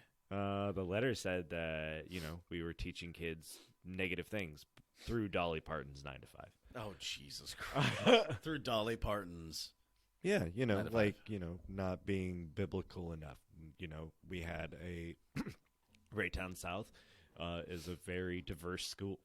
Yeah. So we had, Dolly Parton's character is married inside the show. Yep. And her husband was African American, but she was white. And that was definitely one of the issues that they took. And That's then in the the issue show, they took. there's a character that her husband left her for an 18-year-old, right? And it's explained in the show. That's what's happened. But at the end of the show, she comes out and there's the whole like flash forward. Where did these people go? Mm-hmm. And at the end of the show, she comes out and it said that she, lived on a happy life, and her ex-husband's name is Dick, and she wrote a best-selling memoir called Life Without Dick. But the person that wrote us a letter, Richard. yeah, God damn it. Are you kidding like me? it's all something. But see, like 9 to 5 is a wholesome show about like breaking down barriers and not letting it all get to you. There's no glass ceiling that you can't break. Yeah. You know what I mean? The entire point of the show. Like, and it got lost because this person got so offended by mixed race It's and always- all of these other Bible belty things. But that show is like super PC. Yeah. We even cut the worst parts out of it to make it. We didn't cut any one word. You know what I mean? Yeah. Left out of a sentence to make it not seem so bad. It's always one person. Yeah, and I hated the fact that we have to edit anything. Yeah. I mean, we're going to be doing Rumors by Neil Simon. That show's got like all the F-bombs in it. Mm-hmm. And probably not going to say any of them. But Although, okay, go ahead. Yeah, go ahead. You say your thing first. No. I was going to say that, and I talked with Corey about this on the podcast. The only positive about that, is that whenever you do a high school play where there's a lot of cussing or even like one word that's a cuss word, Yeah. they emphasize it because they don't know how to do it yet. Yeah. Well, So it's like, I mean, God we're going to high damn school. it. They do know how to say it. Well, yeah. Well, I mean, you and I went to Ray Peck. Like, there's Yeah. no doubt that I'm sure you knew how to cuss and I knew how to cuss. But on stage, it's a very different Oh, circumstance. yeah. It's in front of your parents. at Yeah, that point. exactly. So you're like, God damn Yeah. it, and then we'll do all the rest. But that's the only positive I've ever seen. Is it's like if you're gonna act it out and you're Yeah. gonna do it right, then do it right and act it out. But that's not the show to do it. No. Nope. Well, I mean, the Rumors is a really, really funny show. It's a but I great think show. that, I mean, even Neil Simon spoke about how long it took him to write this show, and they talked about it being vulgar. And Neil Simon was like, yeah, it was vulgar. And every single one, it was hard to place any of them because it's all there for emphasis, and over here it's for a joke, and over here it's for this, and writers write words for reasons. That's how it works. Luckily, this show works without it. Because it's Neil still. Simon. Yeah, But still we have bullshit. to edit stuff, and it is what it is. But see, that show could go on late night cable, not even late night cable, 9 p.m. at cable, Exactly. on cable, Yeah. and those kids will see it because their parents pay for HBO, and then or just name a Netflix show. yeah, exactly. Yeah. I even think about Netflix not being censored. Oh But no, it's No, nothing. it's not. Nothing is censored anymore. No. Except for Disney Plus, which that was weird. I don't have Disney Plus, but I have definitely seen the memes to support that. So I downloaded it because we had canceled all kinds of stuff. So we kind of got it down to this certain select few programs. I was like, all right, well, if I have ESPN on that, then I'm fine. And so went on, downloaded it, and the first day or two, I'm showing the kids The Lion King and all the other ones, and then they were like, well, I want to see Frozen. I was like, I don't want to fucking see Frozen. Yeah. That's the show I want to see the least. Okay, fuck it, we'll watch Frozen. So they saw that, and thank God they weren't like, let's watch it again. It's like, okay, cool, awesome, Yeah. we're good. Hey, you're on the right path with your kids then. Yeah, we're doing good. Yeah, just introduce it to them way late, and then pay attention very little. But we had some other friends that downloaded it, and they were showing their daughters. And it was The Little Mermaid and Cinderella and Snow White, and I can't remember the other one.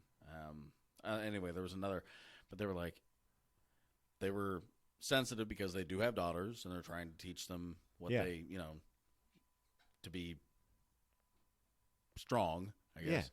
And things I honestly it sounds bad, but I just don't have to think about with sons, and that should be something that I should recognize, but I don't most of the time, unfortunately.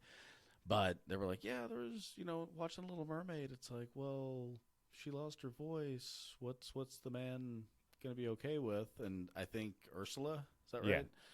Says, that's not what he's paying attention to. Oh, yeah. Okay, yeah, maybe we do need some warnings on this shit. Yeah. Yeah. No, it's insane. But what was it? I saw a clip of an old Mickey Mouse cartoon. That was whoa, hold on. If you stop and freeze frame it, there's some inappropriate stuff happening. Yeah. Yeah. It's weird. Yeah. Well, I mean, I can't even go back to cartoons from when we were kids, Animaniacs. You try to watch that show now, and you're like, whoa, that joke was way over my head then. It's not now. Yeah. Where a character looks at another character as they're going down the river and says, you sure got a pretty mouth. Yeah. That's no, it's Deliverance. It's got bad memories. Yeah. I watched that fucking movie, and my best friend growing up, I won't say it because they work in town, they have a good business here, but I watched that movie, and I can't remember why, but we would always play video games until we both just passed out. Yeah. Super Nintendo. But we woke up, and that movie was on, and he was like, yeah, this is Deliverance, and I was like, I don't know what the fuck that is. Yeah. It's got Burt Reynolds. It's fucking Burt Reynolds. Awesome. And so we watched the movie until that scene. That scene fucked me up for a decade. It was I was probably 9. Yeah. It was great. I love being 20 and finally over that scene. Jesus Christ. It's but I mean, that was also the time that we kind of grew up where it was just shit happens, figure it out. Yep. No, there's so many things I saw before I should have. Oh, yeah. It's my, we're good anytime. I've got forever. So, yeah, I can go forever, too. I ain't got sweet. planned. Awesome. So. We have lots of that, so you're good. But yeah, no, it was. I don't want to set a record or anything. Oh, you won't. Listen to a couple of the podcasts and you'll realize that. Get about 3 hours in. It's just and so what do you think about that? Yeah. That's I'm why a conversationalist, though. Keep this going. like Segways are easy. Yeah. But so like at 9 years old, I'm watching this stupid. It's not a stupid movie. It's actually a really good movie. But it was not something a 9-year-old should watch. And I see that, and then like I'm at another friend's house a year after that, and I see Pumpkinhead. Have you ever seen that? Yep. Yeah, fucking terrifying for a 10-year-old or a 9-year-old or whatever I was. I'm pretty sure I was 7 or 8 when it was on TV, and my parents let me watch that. It ruined Ghostbusters 2 for me because I was so scared of the faucets and everything because of it. Ghostbusters 2, like the ooze, for whatever reason, just like destroyed my brain. I was like, well, that's it. That's not going to work out. I'm not bathing for a year of my life. Nope. Nope. No. It's not going to work. No, I all float down here. Nope, I don't float anywhere. No, no. I will be dry and put baby powder on me. It'll be fine. Exactly. No, I can't do it. I can't do any of that. I hate horror films.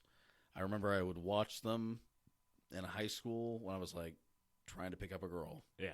That was it. It was the only time. Like outside of that, it's like, I mean, really, when is that? When else is it necessary? It never is. It never is. And I think it's the girl's fault because they're just trying to prove that you're strong enough to like be with them. Yeah. No. That's a bullshit argument. That's not the reason. They're probably like the girls that I was looking at the time were like, no, I really like these. It's like, yeah, me too. Yeah, sure. Yeah. Like totally freak out. I'm a pansy when it comes to movies like that. I can't do it. I can watch them, but I mean, I have to be in the right frame of mind. Like I have friends that are just like horror movies, all of these, and I'm like, oh god. No, thank you.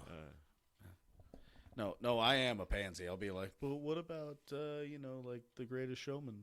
That's a good movie. We could watch that one. What about Kate and Leopold? Do you like Hugh Jackman? Kate and Leopold. I went and saw Kate and Leopold with my mom in a movie theater. One, because popcorn and candy. Yeah. No, that's two. One was Hugh Jackman. Yeah. I love Hugh Jackman. Yeah. You can't not like Hugh Jackman.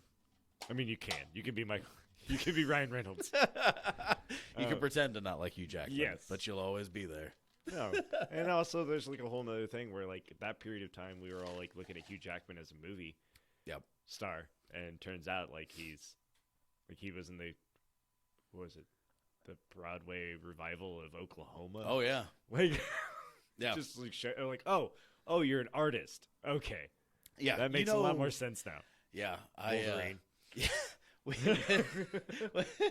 When I was in high school and the first X-Men had come out, I was telling everybody that I could get their ear attached to my like face, like, Wolverine's awesome. You have to check out Hugh Jackman. He's the best guy ever. And I was like, whatever. And then Miss Martin ended up bringing the Oklahoma revival, but when it was filmed, it was on the West End. Yeah.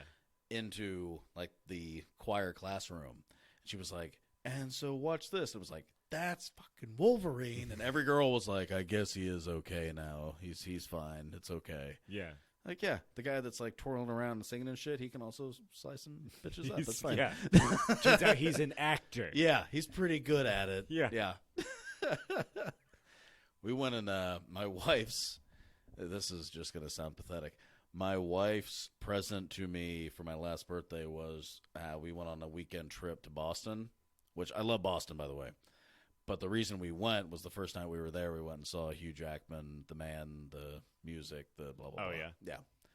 So you got like a lot of bro love for Hugh Jackman. Oh, it's more than that. Okay. Yeah. Yeah. If I called my wife up and was like, hey, Hugh Jackman just said he wants to kiss me, she'd be like, just be home by 9. It's fine. As long as you come home and sleep next to me. It's fine. Just whatever. It's okay. No, like the truth of the matter is, like, I just really have always watched him and just been like, dude, this is a guy that's like been in Oklahoma. Yeah. Doing like the ultimate musical. Like, yeah. It's not the ultimate musical, but it's kind of the ultimate like fancy musical. Like, yeah, it's everybody's happy, everybody's great. And then he's Wolverine and he's killing people. It's like, this is an incredible actor. Yep. And he can dance, he can sing, he can do everything. It's like triple threat. Awesome. Yeah. Yeah. Yeah. The kind of person that you're like, what movie are we doing? It doesn't fucking matter. It's like Meryl Streep if she could kill people. Yes. Yeah. Which I'm sure she's capable of doing. I'm sure she is. I'm sure Scorsese will hear this and be like, yes, that's the next one. I know exactly what we should do. Yeah. Wolverine versus Meryl Streep. That's probably in the Deadpool 3 movie. That would actually be a pretty fantastic cameo. Like, I was just pitching a couple of things. Yeah. Jesus. I don't know how we got this off track, but It happens. I love it. No, these are my favorite conversations. I'm just like, why are we here? Fantastic. Where Let's did we keep go? going. I don't even know. Let's go down the rabbit hole. So what shows were you in when you were APAC? Well, Picasso at the Lupina Gilles. I remember seeing pictures of that. Yeah, I was Picasso in that. Nice. Every picture of that show. Was that your Lupina looked Gilles? way gay. And it's okay. I accept that part of my lifestyle. But We just spent 5 minutes talking about my man crush on Hugh Jackman. yeah, I think you're good, man. No, like if you saw these pictures, like my head's tilted. It's like late 90s. I'm a homosexual. Oh, okay. It was really. I was at Mike's house the other day, and I saw him. I was like, every picture, not just like some of them, but like every picture. I did that. What? It's like, it was a bet. Me and We Schnocky did had something out for you. Into the Woods, Cripple of Inishmaan. Okay. Oh God, I was a part of a lot of other shows, but I wasn't necessarily in there. Was Into the Woods the year you graduated? Yes, it was. Okay. I remember that show. It's a good show. Yeah. I graduated. You were. You were in 2000 or 2001? 2000. 2000. I was in 8th grade. Yeah, so like the fact that you saw anything Oh, there yeah, is amazing. Well, I remember because I think what they did was they had the high school show mirror the middle school show for the first time. Because I think they invested a lot of money in that set. They were like, it was we're not going to mess with great that. set. I Yeah. remember helping paint it. They were like, "Can you make more of that color?" And I was like, I used everything." This little high school kid, they were like, "Go make us about a gallon of this paint." I was like, "Okay." Just didn't pay attention to how much of anything. Oh, yeah. Why Carla would- wasn't there that. Oh, really? Yeah, When did she come in? 2001. I never had Oh, I guess, Carla. yeah. I know Carla really well now. Yeah. But I never had Carla. Oh, man. I had McConnell. And I have no idea who that is. Yeah, he was the debate teacher and all of that. He was angry man. So, yeah. Yeah, I just had Carla. I thought she was there before. Nope. I'm pretty sure her first year was 2001. She's retiring at the end of this year. I know. Yeah. That sucks. No, it's actually really I mean, I know it's good for her. It's good for her because she earned it. Yes, she Especially did. for somebody that didn't want to be a teacher. Like, I didn't know that. yeah, it wasn't like her main goal. Yeah. And then they were like, "You're going to be a teacher here." And she was like, That's an idea. Okay. Glad you had that Paycheck. idea. That sounds Yeah. good. Yeah. And now she's like winning awards and Yeah. taking shows to the state conference and all of that stuff. So Yeah. it's great to see somebody grow like that. And Especially- she's so good with students. Oh yeah. Yeah. She really, really is. Yeah. Very patient. Yes. So like my stagecraft class, we didn't even have McConnell. I had Schnocky. He had no patience. No, Schnocky has no patience at all. No, that's not true. He's a very patient fellow when it comes to actors. But when it comes to like his tech class, I was like, oh God. I was only with Schnocky for 2 shows. One, I was a super minor character, and the other was the one act. Yeah. And I do have to say, he was very patient with me during the one act for a reason that I will tell you about once this is done. But no, we had like 6 people that were actors on that, and he was really fun to work with, and it was weird because like it was that high school stupid shit where you think you have like somebody is like, going against you. Yeah. And he wasn't. He was a high school director with a bunch of high schoolers, and I was just an idiot. But he was a super nice guy. Yeah. And I didn't know that until I worked on the one act with him, and it was like, oh, you're good. Oh, you're just another person. Yeah. Okay. Yeah. Isn't that weird? Yeah. Like, It's really weird the older you get, and you're like, oh, that teacher that I thought was a douche was my age, and their back just probably wasn't feeling good that yeah, day. exactly. It's like, I understand why Mrs. Winthrop always had liquor in her tea. And now I have even more liquor in my tea. Yeah, exactly. I was like, she's a little soft. Yeah, she's she just had a little bit of a rough night. She's trying to get the hair of the dog going. It's Yeah. fine. Yeah. Your class is probably going to be better because she's It's just going to bring. geometry. How far can it go? Yeah, exactly. Yeah. Why don't you come up and teach? You do it. Exactly. I'm trying to make sure that No. you know how to teach it, so you learn it. No, but I realized that as soon as I got out of high school. Like, Yeah. I was like, oh, they're all people. Okay. Because, like, the first thing I did when I left Ray Peck was, like, I literally walked, got my diploma, and then, like, I went home, and Mike Beam called my parents' home phone number.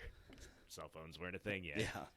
Well, they were, but not for us poor kids. Yeah. Um, Oh, yeah. No, same thing. yeah. So, anyway, Mike Beam called my home phone and was like, hey, you're going to be in Amadeus at City Theater of Independence. And I was like, what? And he's like, I just had somebody drop out. It opens in 2 weeks. I'll see you there.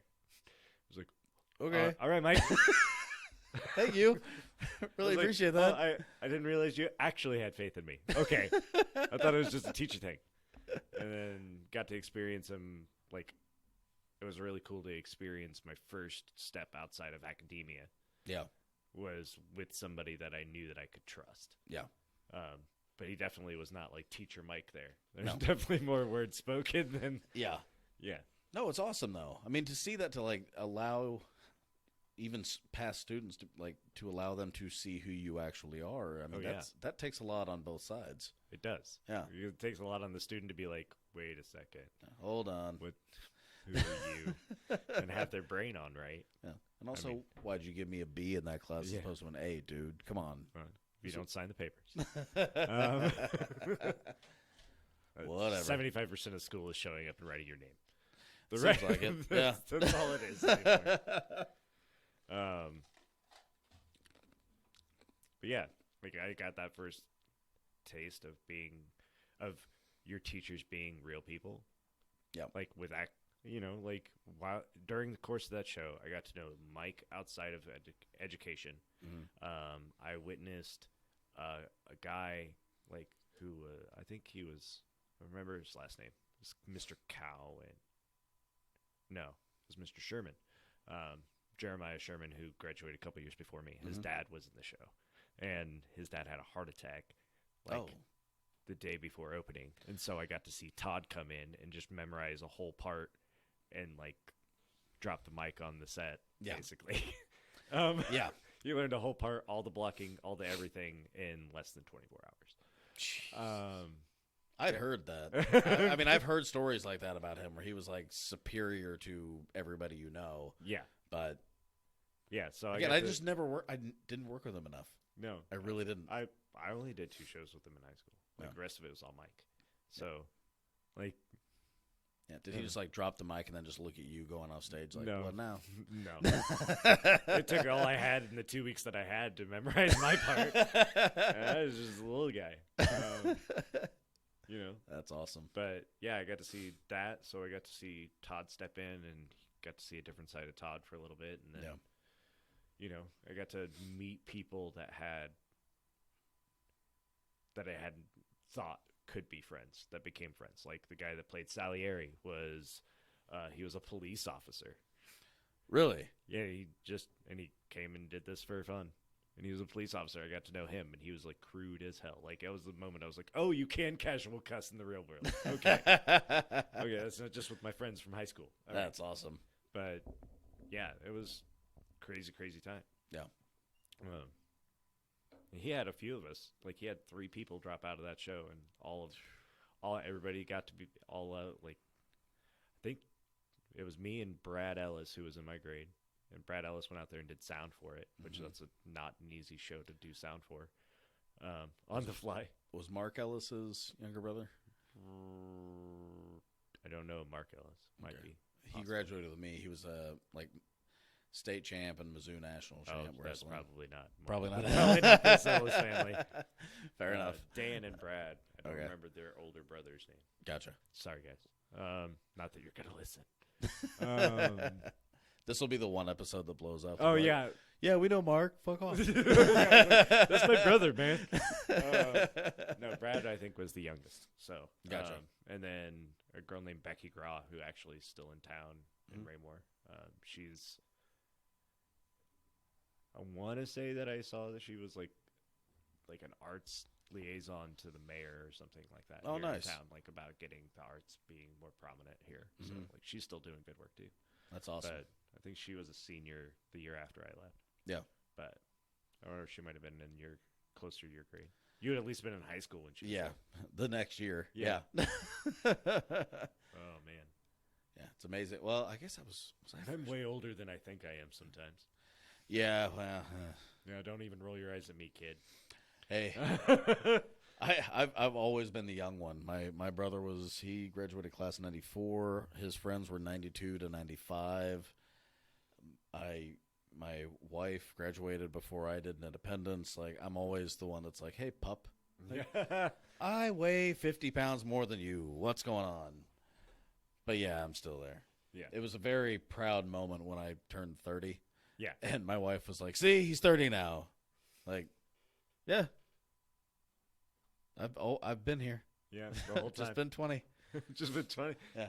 No, I would go the first time I met like my wife's work friends. They had an associate barbecue, and it was ridiculous. It was like they barbecued. I can't remember what food they had. It wasn't real barbecue. It was like steaks and like nice stuff because they worked at a law firm, and all of their associates were 25 to normally 34. Yeah. That was kind of the age range.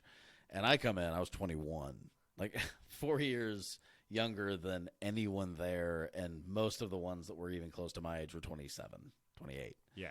And so I come in, and it was just one of those moments where it was just like, well, I think she's pretty awesome, but I'm probably going to lose this one. And I've never gone from that mentality to, yeah, they're pretty much just like me, just with like real jobs so fast in my entire life. Oh, yeah. Like, oh, yeah, you just are drinking a lot. You're just a person. Yeah, Okay. you're a person. Yeah, it's easy. Yeah, I was making a comment, and there was somebody in that group, and I won't say who it was on air, but was making fun of me for something. It was like, you're just green, you're new, you're this. And I was like, okay. And I was trying to be nice because it's like my, not even girlfriend, like this girl that I just met a few weeks ago, like all of her work friends, and I'm trying to make her, like I'm trying to convince her to date me. And this guy was like, you can't even drink that much. And I was like, I can't, but neither can you. And so I convinced him to do Edward 40 Hands. Oh, yeah, I know Edward 40 Hands. Yeah, but we couldn't find 40s in Leawood, which is not a huge surprise. But we worked out like the ounces and everything back and forth, and he ended up doing it. But it just went real south real fast. He was like, I told you I could do it. And, like, yeah, it doesn't matter what station in life you are. There are people that are normal, and there are people that are strange. Yeah. Yeah. And in theater and apparently in law, they're the strange ones. All over the place are the strange ones. Yeah. I'd like to say that there's a third category, though, because there's the strange people, then there's just the people, and then there's, like, extraordinary people that you find in your life. And that's something else. Yeah. Like, that's a whole nother thing that, I don't know. Like, that's one of the things I've been blessed in, especially theatrically, is, like, the ability to find people that are extraordinary or that don't even know that they're extraordinary. Yeah. And let them know that they are. Yeah. You know what I mean? Like, the audition, the girl that doesn't ever get cast in anything gets cast as Maggot the Cat. Yeah. You know what I mean? Yeah. Yeah. It's like, oh, it just happened to be perfect I'm gonna kill it. Yeah, exactly. And that's awesome. Yeah. It's great to see. So, like, it's just one of those things where it's like, I don't know. There's crazies all over the place. Yeah. Well, yeah. Well, I think it's all, I mean, it really is, when you kind of get down to the bare bones of it, it's all about the individual. And you don't even realize that until you're older. I don't think, unless you're far more intelligent than me. But it's like, I always attribute so much to, like, somebody's education or somebody's, birth or whatever it might be. But it's like, you're not, and you're the same person. Yeah. You just wear a wider tie than I do. Yeah. Or you have been here and I haven't. And that's really it. Yeah. I mean, in some cases, you can follow the yellow brick road to finding all of the reasons that this person is different or better than you. Yeah. I've definitely tripped down that, like, with my own issues. Yeah. But, like, turns out they're all just the same. Just different opportunities. Everything in life is being in the right place at the right time. Oh, yeah. 100%. And taking advantage of every single time that you're in the right place. I mean, so many people just kind of throw their hands up. It's like, well, it just isn't going to work for me. Exactly. Like, no, it will. Yeah. Try. Yeah. And if it doesn't work, there'll be another opportunity. I promise. Yeah. There's no bridge that can be burnt hard enough. Well, I mean, I'm sure there is. Yeah. There might be a couple. Not in my brain. Yeah. I should say. I'd have to think hard about it. Yeah. Yeah, I don't know. I've been like in this world of theater and the community that Kansas City has. Yeah. For Jesus. Well, really, I started straight out of high school, so we'll say 20 years now. Yeah. I've been running around Kansas City's professional theater world. Yeah. There's a lot of ups and downs. Like, there's definitely the crazies, there's the normal people, and then there's a lot of exceptional people. Yeah. Like, I would even care to say that there are more people that are on the exceptional side than even in the middle, because it's just there's just a lot of love here, and it's really, really awesome to see. Like, everybody supports everybody else's art as best they can. If that means that you have to do like a pay what you can night, and that's when you can go see your friend should do the show, you know, and then you pay $2 because you're a barista, because you're an actor, and That's what it is. yeah. No, but I mean, I think you're absolutely right, because when you look at it, like one of the conversations I was having with Corey on the podcast was like, you know, we have people in and out of our theater. I mean, they have a nice little theater, but it's not, you know, we're not talking about 5,000 seats. It's like, you know, what, 100, 150, something like that. What are you talking about at the Arts Asylum? Yeah. Yeah, it's like 150, something like that. Yeah, so they've got 150 seats, and he's like, and we just churn theater companies through there because that's one of the spots in Kansas City. I was talking to Mike Beam. He was telling me, like, yeah, I went and saw a buddy of mine that I went to State Fair Community College with. I can't remember what show it was. Anyway, but he did it at this like little theater in like the West Bottoms. It was in a basement. Yeah. It was like, but there's not enough theaters to do it, and people will come and they'll watch the shows and they'll do they'll pay to see these shows, but there's not enough spaces. Nope, there's not. Like, we worked at the Just Off Broadway Theater for a while as my company, Journeyman. But before that, I mean, our last 4 or 5 shows were all there. But before that, we were in, you know, an artist loft, or we, you know, like, oh, you just have space in the Crossroads. Can I build a set in your room and put 70 chairs in here? Like, sure, yeah. Yeah. You know, like, people, and it's a really supportive, crazy world that we get to live in if you just choose to look at it that way. Yeah. Yeah.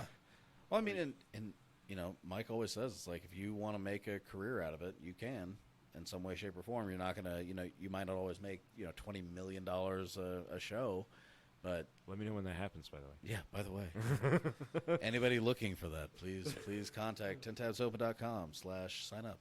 But no, I mean, if you want to make a career, you can. Yeah. It's going to be tough, but if you're passionate about it, then is it really that tough? Well, yeah. And I mean, going back to what you asked earlier about like how I got to where I am now, I mean, I have no idea. Yeah. Like, I left college and I was like, I'm going to be a director. And while I did do that, like, I damn good at it. Thank you. Yep. But I reached out and I did a lot of work to make that happen, and I built my own theater company because I wasn't getting gigs. Yeah. I'm like, the whole reason I built my own theater company is I was like, I'm not getting to direct, and I want to direct, so I'm going to direct, go to the shelf, this play, and do that. You know, like our first play we did was Train Spotting. Wow. Yeah. Really? Like, that was my thing out of the hatch. I was like, you know what, I'm going to do something in your face that's just hard to watch. Yeah. Because it's not, like, it was a book, and then it was a play, and then it was a film. Yeah. So, like... And the film's tough. The film is tough. The play is even... Think about the film, take away all the special effects, and then add Tennessee Williams-style narrative from Tom Wright. And that is the play. And it was intense. It's in your face. Like, and we started the company with, like, $3,000, and we made... like $3,300 doing that show. Yeah. You know what I mean? When? Yeah. It's a 10% improvement. Yes, it is. That's awesome, though. Thanks, Mom. But yeah, like I just kept going. Yeah. But now, I worked as a painter for a very long time, and it was like grading. Like 5 years of my life, I just painted white things white. Like, literally for 5 years. But that afforded me the ability to have an apartment that that I didn't have to pay rent and utilities for. Yeah. And then so I spent 5 years of my life rent and utility free. You know what I mean? Yeah. And I was also making $10 an hour on top of that. So like, that's nowhere that somebody that has 3 kids should be. That's where I was. Yeah. But you know, I jumped from that to I worked for the directly out of college. I worked for a new theater restaurant for like 3 years as a box office person, and that was just equally as draining as painting white walls white. Yeah. Um, You've been everywhere. yeah, Yeah. I tried to be everywhere. Yeah. I tried to have my hands in everything, and then I also did. You know, I started working for the Heartland, and then they closed, and then. Which is nice to see this space be used now because it was closed for like 10 years. Yeah. Not almost 10 years. But when I was working at the Heartland, I was fortunate enough to cross paths with Alex Perry, who owns Zeta Z Theatrical. And so I worked for Zeta Z Theatrical for 7 years, you know, and then the Unicorn for 3. And then, so I just like built this weird career that I have. Yeah. And now I can kind of take all of these things that I've gotten, you know, I like to call them my fish of life, you know, and I can share these fish with people. Yeah. Feed. I've collected them all. Yeah, I've collected all these things, and here you are. You can Yeah. look at them. Learn from that one. That one is something that'll teach you a good lesson, you know. And it's being an environment where I'm around high schoolers a lot. It's really important that the arts are in the schools. Like, it's super important. Yeah. Because like. You and me both. We came from completely different places in high school, and then, you know, theater found us both. Probably both in a period of time where we needed it to. Yeah. Oh yeah, 100%. Exactly. Yeah. So, like my personal story is really bad. Like I was into stuff that no freshman, sophomore in high school should have ever been a part of. No. I was gonna leave it out, but if you want to bring it up. Yeah, let's talk. I did a lot of stuff. I did a lot of bad things. Yeah, I was not a good person. No. Do you wanna take a break real quick and we'll come back? Yeah. Exactly how I wanted this to look. I was hoping this table was like 2 feet further down, but now that I see it, it's like, no, this is perfect. This will work out. Yeah. Why would you want it 2 feet further down? Well, I was thinking about having 4 people be able to talk. Oh, okay. And that might eventually happen, but for now, I mean, almost all of my interviews have been just one-on-one, so yeah. Easy. Cool. Yeah. So where was I? I don't even remember. You're talking about the dark spot Real that life. you were in. Yeah, real life. Real life. Buckle up, bitches. I don't know that buckling up is necessary. I'll try to keep it as vague as possible. All good. Well, as But big as yeah, you want. like I was, freshman, sophomore in high school, I hit a lot of things from parents, from friends, from everybody. Like I was into deep, dark places, like, suicide and drugs. Like not just like, oh, look at the little high schooler with his dime bag. Yeah. Like, no, like look at that high schooler. He just dropped 2 hits of acid and he went to school. Yeah. But that chalkboard looks awesome. Yeah, it does. For future reference, I just stared at the back of the gym seats. Yeah. Like the bleachers. I was like, oh, this is not a good thing to do. And I went and hid all day. It's not like I did anything like amazing adventures. Yeah. And then go down a rabbit hole, as it were. But yeah, I was doing a lot of stupid stuff. And, I can honestly say, like, theater and Mike Beam, like, saved me. Yeah. Mike wasn't doing anything other than being an amazing teacher. Mm-hmm. He didn't oh, that Greg kid's, he's in trouble, because like my grades weren't bad. Like I was always in the top of my class. I was just going down a dark path. I didn't like myself, and honestly, I'm 37. I still struggle with that. Mm-hmm. You know? Yeah. But that's just part of real life too. Yeah. You know, it's not all sunshine and daisies. No, it's not. I go with sunshine and rainbows. Yeah. Yeah. But yeah, I mean, when we were doing the show, you were going through a lot of stuff with your family, and you could tell that you were going down some of those spots. Yeah, there's some dark places. Yeah. I don't think I never went back to drugs like I used to. Yeah, that's which good. is a good thing. Yeah.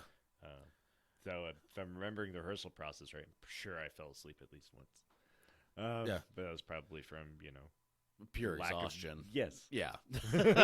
Um, Well, there were several times that I'd talk to you after everybody kind of left, and it was like you had a bunch of stuff in the back of your pickup, like that little red pickup that you had. oh yeah, And it was like- Stella. You were like, yeah, I got to drive back downtown. It's like, dude, do you have to drive back downtown? You should like go home now and stop. Yeah, Like, no, I just have to. I just have to. It's like, oh, Jesus. that's how I man. am as a human being Yeah. anymore. Like literally, if I'm awake, I should be getting something done. Like this is the most I sit. You weren't even awake. No, you, I wasn't. You were just repeating words. Like, are you driving downtown? Driving downtown, yeah. Yeah, pretty much. Well, that was that was the gig back then. Yeah. Like, but also that was A to Z theatrical, so it was like as many hours you want to put in, Greg, you can put in. Yeah. And I was like, you guys don't know what you just did. So 23 and a half sound good? Yeah, Awesome. today. I can do that until I have to sleep for 48, but that's Yeah. fine. Well, even then, I just sleep for like. Even today, I still have a tendency to stay up late, getting projects done, staying on top of it. Like I'll go back into the school and after hours and work on stuff. It's just kind of who I am sometimes. But Yeah. like at the period of time when we first met, Yeah. that was definitely like that was my coping mechanism was work. Yeah. Well, yeah, I mean, you were going through, My father was passing away, and yeah, he from the same thing like you were talking about Yeah, that like- was happening in the show. yeah, like Big Daddy and my dad aren't any different. But like Yeah. the only thing is, like my dad didn't be like, "Oh, it's just a spastic colon," which I found the shirt the other day from that show, and I still can't believe I let you guys talk me into putting "it's just a spastic colon" on the back of our show shirt. I have to say, that was me. And I thought for a second that it was just my shirt that everybody had put it on. I was like, no, it was everybody's. It was awesome. Yeah, even the little kids that Yeah. got shirts from that show. It says on the back. Just Just a a spastic spastic colon. colon. That was awesome. Because I remember saying, like, can we just put that, like, right on the back? Like, even if it's mine, can you guys just order one for me that says that? And everybody's had it. It's like, this is a high school show. This is a fucking high school show. This is, like, the one, like, strange actor, the couple of people that kind of know what's going on, the people that are trying to make it work, and then, like, the one idiot, me, that was just like, stuff on the shirt. It'd be fine. Yeah, but it was all good fun. It was all good fun because it was a way for me to break ice in that particular moment. I was like, Yeah. how can I come out of this production with something that I feel like I can. Like, I didn't think our production was bad, No. but like I thought it was a really good production. It was one of the like directorially. I look back on it and I was like, oh, I did a lot there. Like, I did a lot of work directorially and dramaturgically to make sure that things were working the way it was supposed to.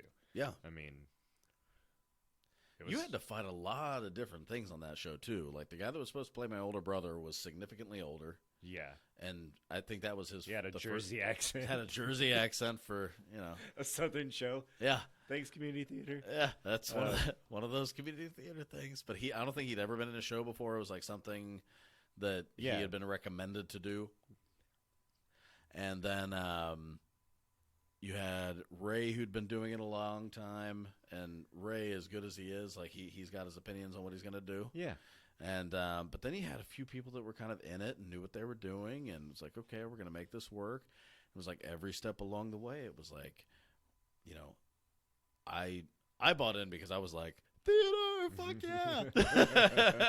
Yeah. But and then Ray bought in. I mean, it was like you could just see like every couple of days. Yeah. Like, or every couple of rehearsals, everybody would just kind of click, like, okay, I'm in. Okay, I'm in. Yeah. And and since that point, I've never been a part of community theater, but it was like, that was a cool experience because it was like, once you had a couple of people that were willing to go all the way in, Yeah. you were good. Yeah. Like it was dominoes, especially once you get like, especially if you make everybody watch your show, watch rehearsal. Yeah. Downtown Raymore, Raymore, we have police sirens going off. Okay. I can't hear them, so I know. I just hear your barely. sultry voice. Yeah. No, but yeah, I mean, the buy-in is incredible. Yeah, I'm glad it was for you. For me, that was like directorially, it just became more and more and more weight on my shoulders because I couldn't separate the show and real life. Yeah. I wasn't drinking like Brick, but I felt like I had been. Yeah. Um, I was. I was keeping it up for you. That's all right. Yeah, that's that. But yeah, Mike going way back to where the before we railroaded it. It's all good.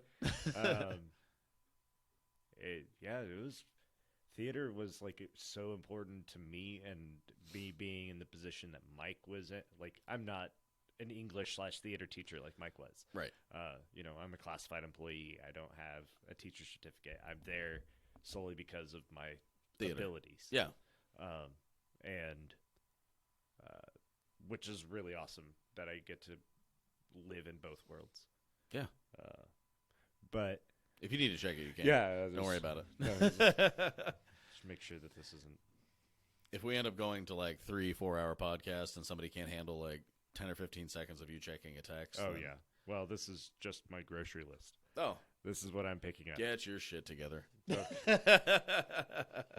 paycheck only comes so often. Also, we're going on a trip, so Nice. that's what that's about. That's fantastic. Um, Where are you going? We're going to Arkansas, Nice. just south of Jasper. Okay. Climbing outside in December. Oh, yeah. Keep those hands. Kids' tight. ideas. Yeah. We have hand warmers. I think we're just gonna put them in our chalk bag so you can just keep your hand. Yeah. Have you seen Free Solo? I assume you have if you're a climber. Yeah. It's a good movie. Yeah. Did you see Don Wall? No. Watch Don Wall, and then we can have another podcast all about how one of those is better than the other. Oh, is Don Wall better? Like, hands down. Oh, really? Like, Is it the same guy or is it a different guy? no, Don Wall is Tommy Caldwell, and can't remember his name. No, Bad climber. No, it's fine because like Free Solo, the guy is one of the most uninspiring people ever.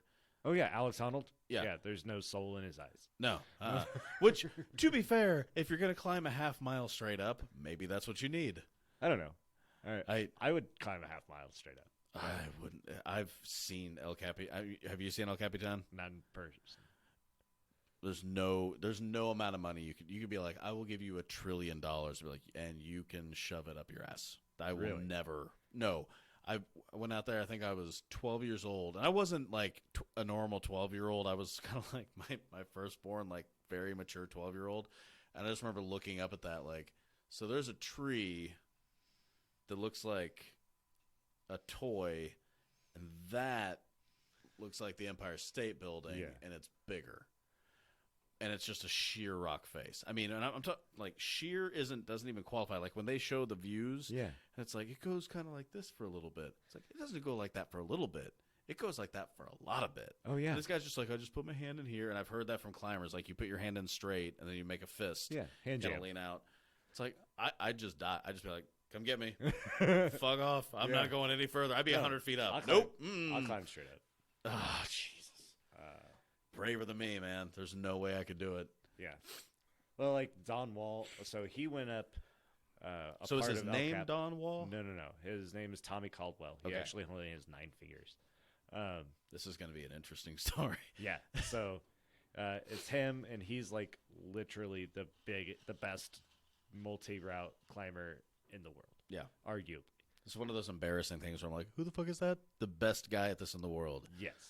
Fuck. Okay. All right. Great. So Keep going. the part of El Capitan that you talked about, like just being sheer, the other side of so like there's the Don Wall, and then there's the other side. Yeah. The other side is where everybody else climbs. Don. D-A-W-N. Yes, and then the Don Wall, D-O-W-N, is that sheer side that you were talking about, where the sun hits when the sun comes up. Yep. That is the route that Tommy Caldwell climbed, and he was the first one ever to do it free. Like without aid, without like putting a ladder in and aiding up to this next section. Gotcha. And like there's even parts of it that he didn't do, so he created a whole nother route on the fly when they were trying to do it, and like down climbed around the section he couldn't get through. Like, and it's in my opinion, it's a much better movie. It has a lot more. I'll watch it. Heart. Watch it. Devour it. No, 100%. Yeah. No, I am ridiculously impressed by people that can do that. I'm not saying I could do it. No, I mean he did it with 9 fingers even.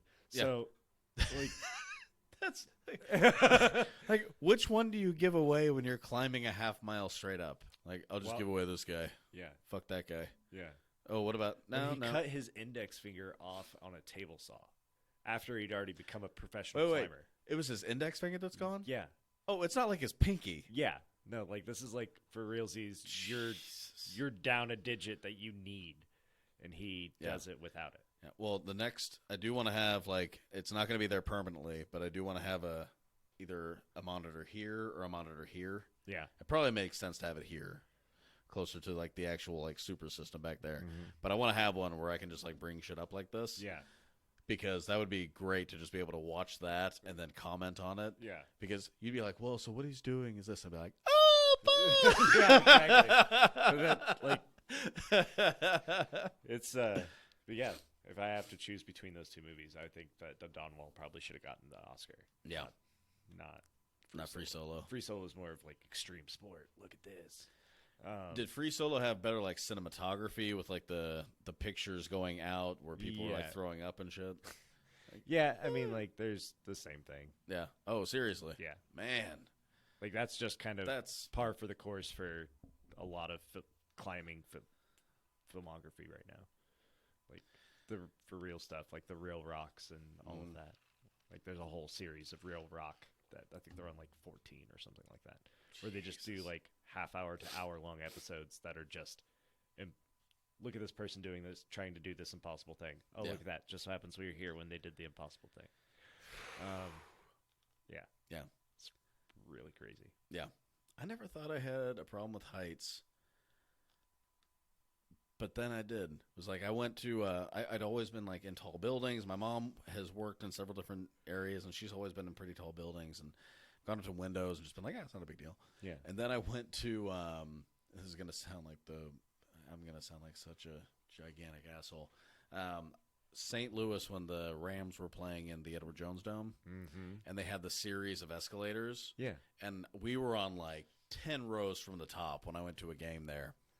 And so you're going up escalators, not like fully enclosed escalators. Like you're going up like arm as an 11-year-old, or I think it was 15, right at the arm level escalators to the top of Arrowhead. Yeah. Basically. And I looked down and was like, this is not cool. This is not cool. Apparently I'm afraid of heights because I've only been inside buildings where I felt safe. Yeah. Now there's a potential that somebody could go, hey. Yeah. But in climbing, that's not the case. I have a rope on me. I'm safe. Yeah. Like, that's how I have to view it. Or else I would be the same way. I'd be like, oh, no, nope. Like, this is not where I want to be. I'm going to set this perfectly. I'm going to set it perfect. Is it good? Is it good? Is it good? Yeah, that's exactly it. Like, I'm mostly a sport climber. I'm just now getting into the whole, like, trad climbing where you place your own gear in a crack and, like, live on a hope and a prayer. Dude, I'd wake up from a bad dream. That'd be like the first time in a year I'd have a dream, and I'd just crawl out of my tent and just fall straight down. There was a, I can't remember if he was like one of the guys that does like the high level balloons or what, but it was somebody who's like trying to circumnavigate the Earth. Yeah, and he was in a balloon, and there was so little air where he was, and he had to be awake for so long that he was just not comprehending reality. Yeah. And so his alarm went off at like 5 o'clock in the morning, and he was out of it. And you see him like wake up, push himself up because it sounded like an emergency alarm. He pushes himself up, and he gets like halfway over to death, and then his brain finally clicks back on, and he pulls himself back in. Yikes. Yeah. It's like, that would be me. Only I would have gone over. Like, fuck the alarm, and I'd just be falling. Like, at least it's sleepy. It's fine. Yeah. Yeah. No. I want to go to Antarctica in a luxury vessel. Yeah. And I'm good to go. That's your big adventure you want. Yeah, that's it. Now, I wanted, like, there were years where I wanted to, like, climb Everest, and then I watched documentaries on Everest, and I was like, nah, fuck that. Yeah.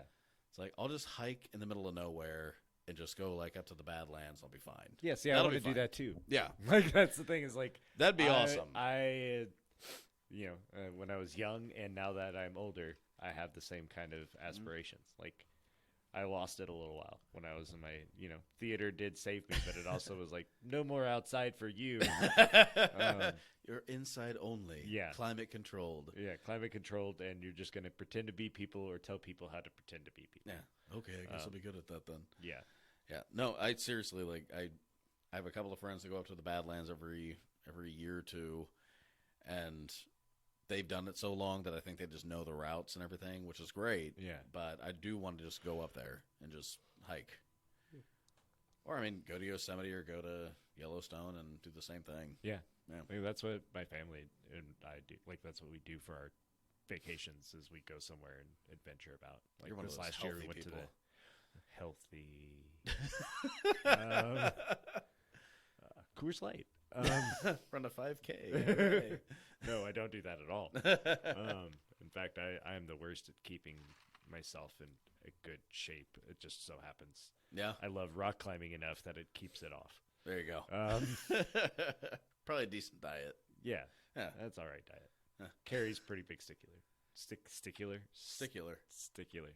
That's not the right word. Or a at all. stickler. Stickler. There you go. But yeah, that's what we do. Like with this last year, we went to the Tetons backpacked. Nice.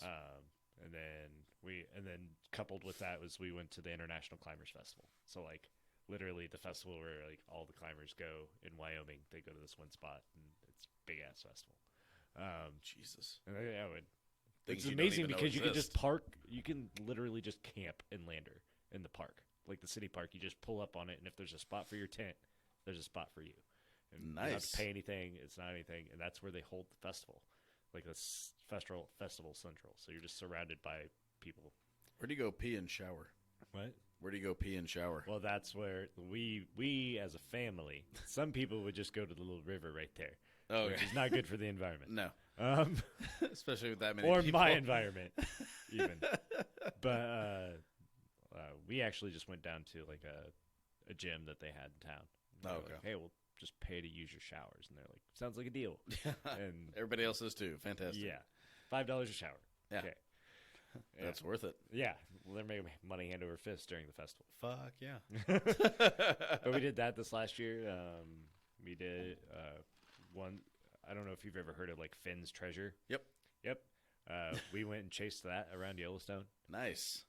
Like that was one of our trips. Was like we literally bought the book, did the poem, had the kids like we all sat around the kitchen table and figured it out, and then like went there and we did all the regular sightseeing stuff, Yeah. but a lot of that trip was like going there and doing that. And then there's also like The Secret, which is like a novel written in the late 70s, early 80s. Mm-hmm. Not really a novel. It's just this publisher writer guy was like, I want to hide things and make people try to find it. It's like the book's title is like The Secret, a treasure hunt. Yeah. And it's like got a poem and a picture, and you have to figure out where it is. And like that's what we do as a family is we just like try That's to find awesome. these small adventure things. Like worst case scenario is we had an adventure. Yeah. Best case scenario is we find something that's worth $1 million. Yeah. And then we have our own adventures. Yeah, and then we have Caribbean adventures. and then I start my own podcast. Exactly. Yeah, I don't think you need $1 million to do that. I do. I do because my podcast would be like, I'm going to podcast from Thailand today. Well, that's the funny. So if you're talking about that, my wife works with an associate attorney of hers that has done this remote year program. Have you heard about that? No. It's one of those things that, like, I'm honestly afraid that Nikki's just going to be like, bye, I'll see you in months. But I actually had followed this company on Instagram a year before her associate found it. But basically what they do is they arrange so that you go to one place for a month and then another and another for a full year. Yeah. And they make sure that you have your own room. You have access to like a workspace with high-speed internet. Yeah. And they figure out the travel between the places. And you pay them X number of dollars per month. And you do that for a year. And with her, she's working with my wife's law firm, so she has a certain number of hours that she has to bill and do all the things she has to do. But she's traveling, like she started in Cartagena, Colombia, and then went to Lima, Peru, and then I can't remember if I can't remember if she went to like Mexico City, Mexico, or somewhere else. But then she like flew to. They don't stay in like Paris. Yeah. They stay in like kind of cheaper places. Yeah. But like Malaysia, Thailand, like all of these different places. But they do that for 1 month in a year. And if you need to leave, you can like leave. But then you come back and you just meet your group wherever they are. But you always have high-speed internet. They give you like a Google Voice number so that your cell phone is always accessible. And you just travel the world for 1 year. That sounds amazing. It's incredible. Yeah. It's totally incredible. And some of those people are like, yeah, I'm going to start my own travel blog. Yeah. But she was like, I'm just going to travel the world and do my job.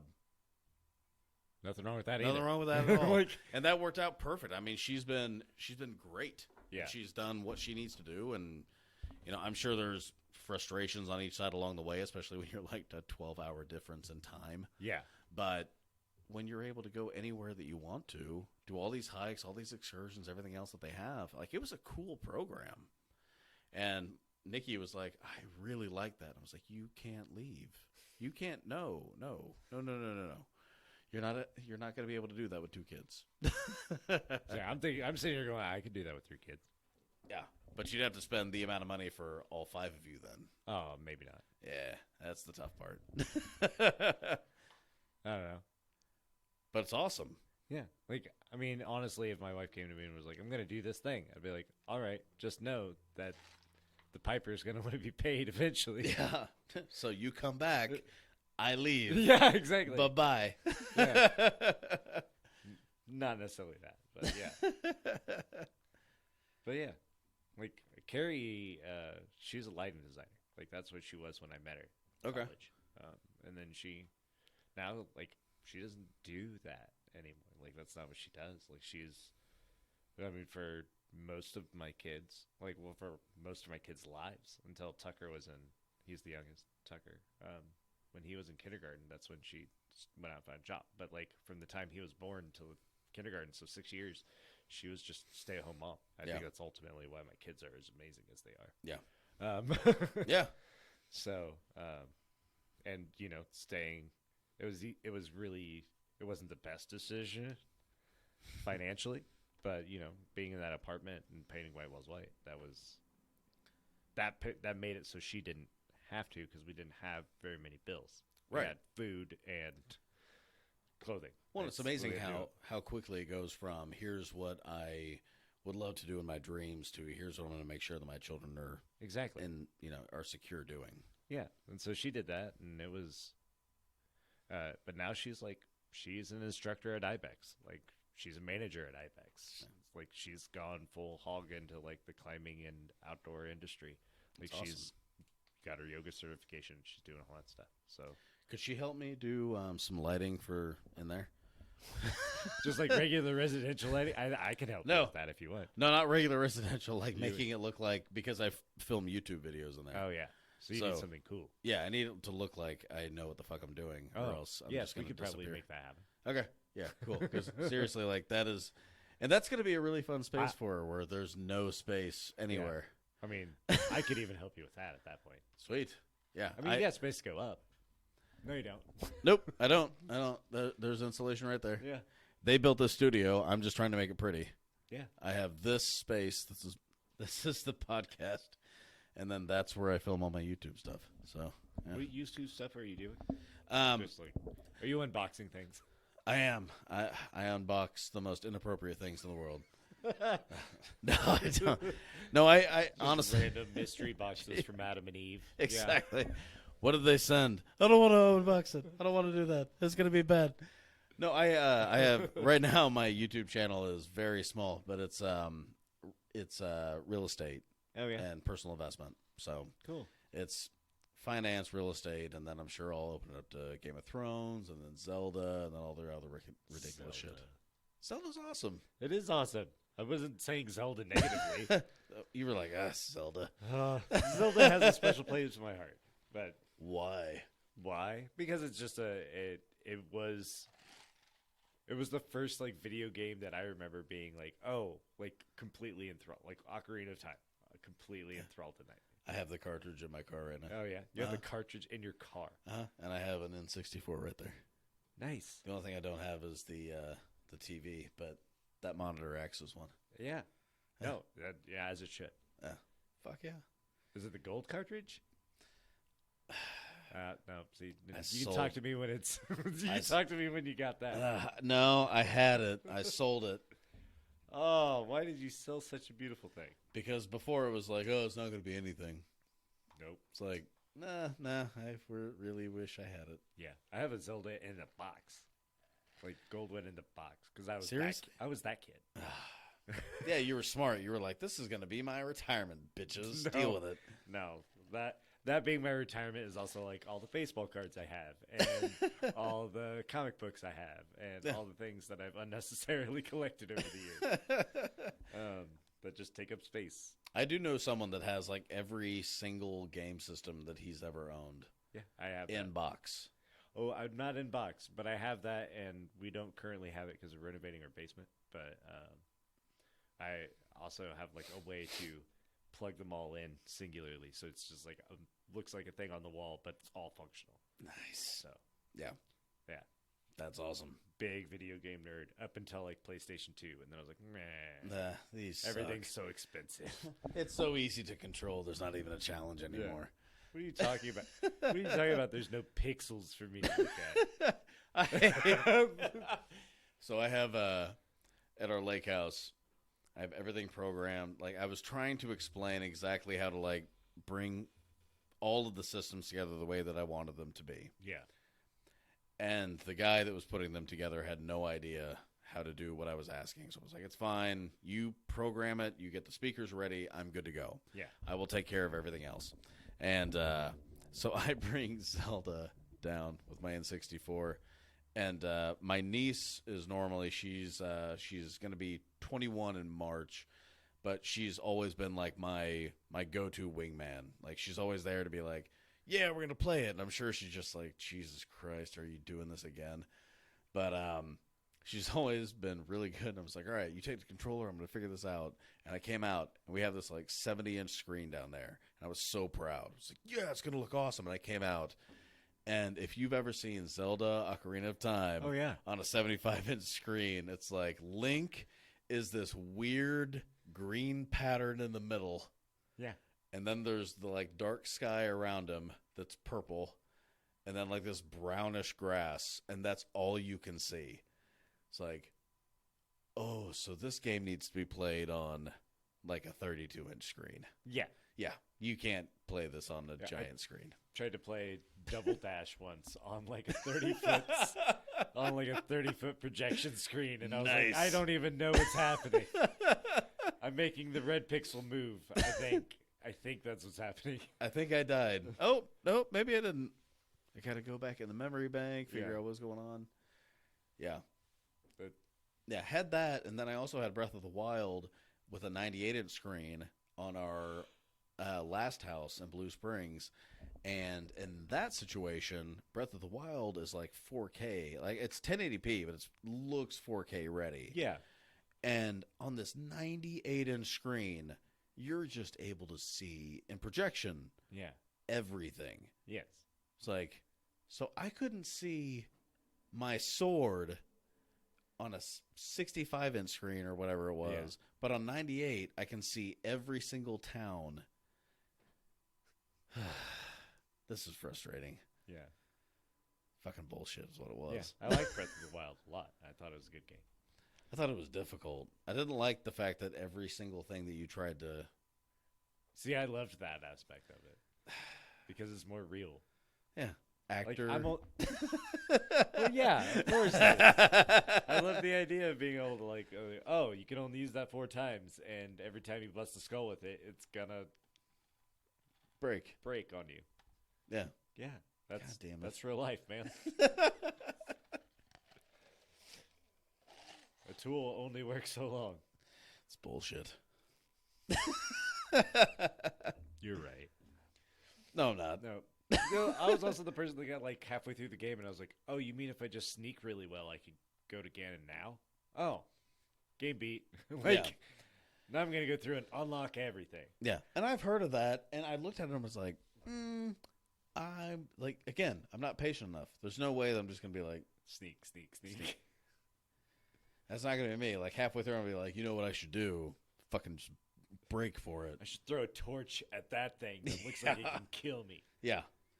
And that probably is the worst thing about Breath of the Wild. It's like everything that looks like it can kill you can. Yeah. Yeah. As opposed to Ocarina of Time, which is my favorite game, where it's like, can it kill you? Yeah. Will it?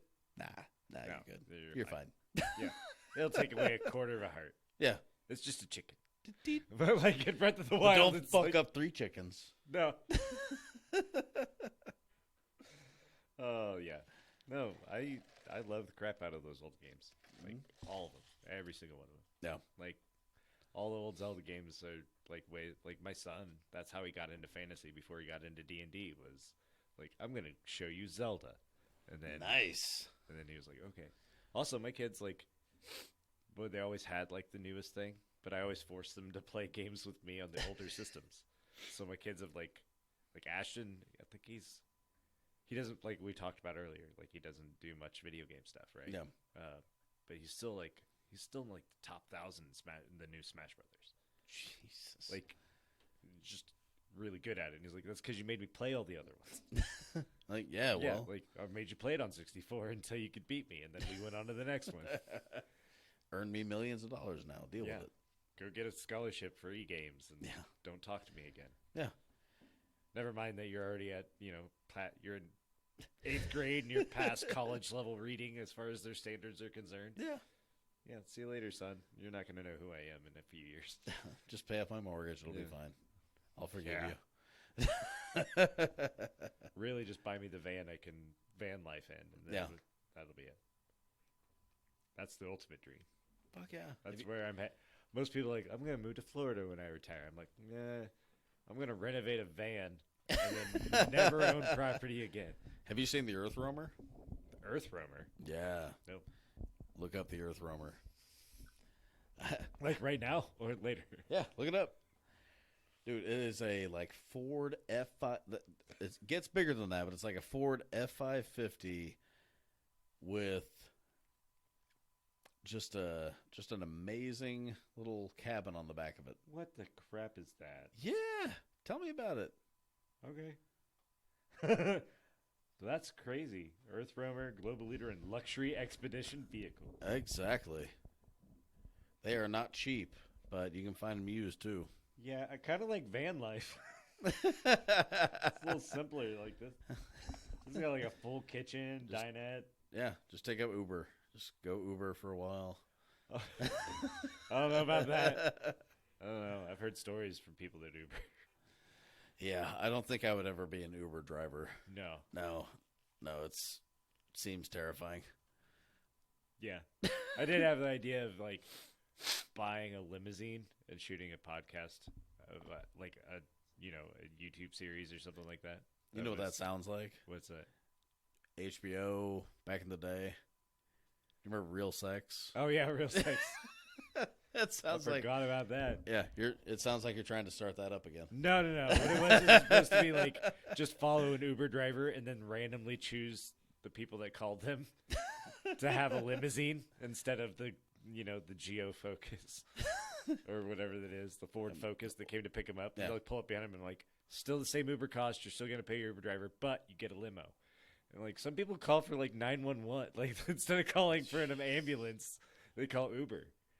So imagine like a limousine pulling up on an ER and like pushing a guy out that lost half a finger. No, actually, I have a personal story about that because about 3 or 4 months ago, my wife was in Denver working, and she started getting this like really intense pain. It ended up being her appendix, but she was like just in awful pain, and she like got on the phone and was like, "I've got to get there." And the ambulance was like, okay, well, we're about this much away. And she was like, Uber. And they were like, yeah, I'm right here. And she just fell into the cab and was like, this hospital, this exact hospital. It's like, okay, what's going on? It's like, you just need to get to the hospital. Yeah. And so she got there, but not because of the ambulance. Because this Uber driver was like, got her there in like 5 minutes. It was like, that's what fucking saved her, because she didn't like have a burst belly, which is what they used to call it. But yeah. Wow. Like, yeah. Pretty fucked up. But yeah. But I flew in the next day. She was like, I don't want you to freak out, but I'm about to go into surgery. It's like, just like threw my kids at my parents and just ran to Colorado. As a good husband should. Yeah. Well, and, you know, you think like you throw your kids at people, it's a bad thing. But, you know, when you've got good grandparents, you're good to go. Yeah. Indeed. Good grandparents definitely make it easier. Yeah. Yeah. Yeah. My parents are pretty fucking amazing people. I mean, they had me, so of course they're fantastic. But, yeah, of course. Whatever. Greek God, you. Yeah, I mean, you know, I try. No. Yeah, it's... yeah, that was the idea, was to just pick random people up. Like, hey, you can have a free limo ride. Like, it's going to cost you the same as your Uber, but you're going to show up where you're going in style. Nice. But, you know, as with most of my ideas, it ends up on the drawing floor. Or they figure it out before you. Yeah. Like, well, that's happened a few times. Yeah. I remember in college being, like, real drunk at a party. Not that I... No, that's what happened in college. You're allowed to do that in college. Yeah. It's fine. So we were, like, me and a couple of guys, and we were like, you know what I hate? I hate when I bum a menthol cigarette off of somebody, and it infects all the other cigarettes, so I have to have all menthol then, because I can't put the regular menthol in there. And, like, it just became, like, a really drunken, stupid conversation, where we ended up, like, staying up half the night, like, until, like, 5 or 6 in the morning, like, drawing out plans of, like, how can you make a cigarette that doesn't infect all the other cigarettes with flavor? And came up with essentially the Camel Crush. And then a year later, it came out. I was like, well, that was R.J. Reynolds' money gone. Yeah. It's the Flugelbinder. Yeah. Yeah, the cocktail. Like, that idea hit somebody else's head at the same time. Yeah. Mine was, can you grab me a beer, by the way? Yeah. Thank you. Mine was the chewing gum that had toothpaste in it. Yeah. Yeah, when that came out, I was really, really pissed off. Like, yeah, I thought about that a couple of years ago. Like, what if I just combined two of my favorite things, chewing gum and brushing my teeth, so I felt good? Like, nope. You're screwed. Somebody else already came out with it. Who was it? Crust. I would have beat their ass. Yeah. I could have totally taken them on. No, Just like I would have, my best hope would have been like patenting the idea and being like, all right, R.J. Reynolds here. Oh, yeah, patent troll. Fuck yeah. Yeah, but that's fine as long as they're buying it from you. It's like, what would it take to buy you out? $3 million. And here's a check. Yeah. Woo, retirement. Yeah. If that anymore. Oh, man. Staring at a lot of those bills in my future. But then again, I also have 3 kids that I can only assume are going to be like me and are going to need help. Nah, let's just hope they're all geniuses. Well, they're on their way. Hollywood kids. Yeah. Yeah. I don't think they're going to be Hollywood kids. Fuck. I don't see my children in Hollywood. But if that's where they go, I'll support them.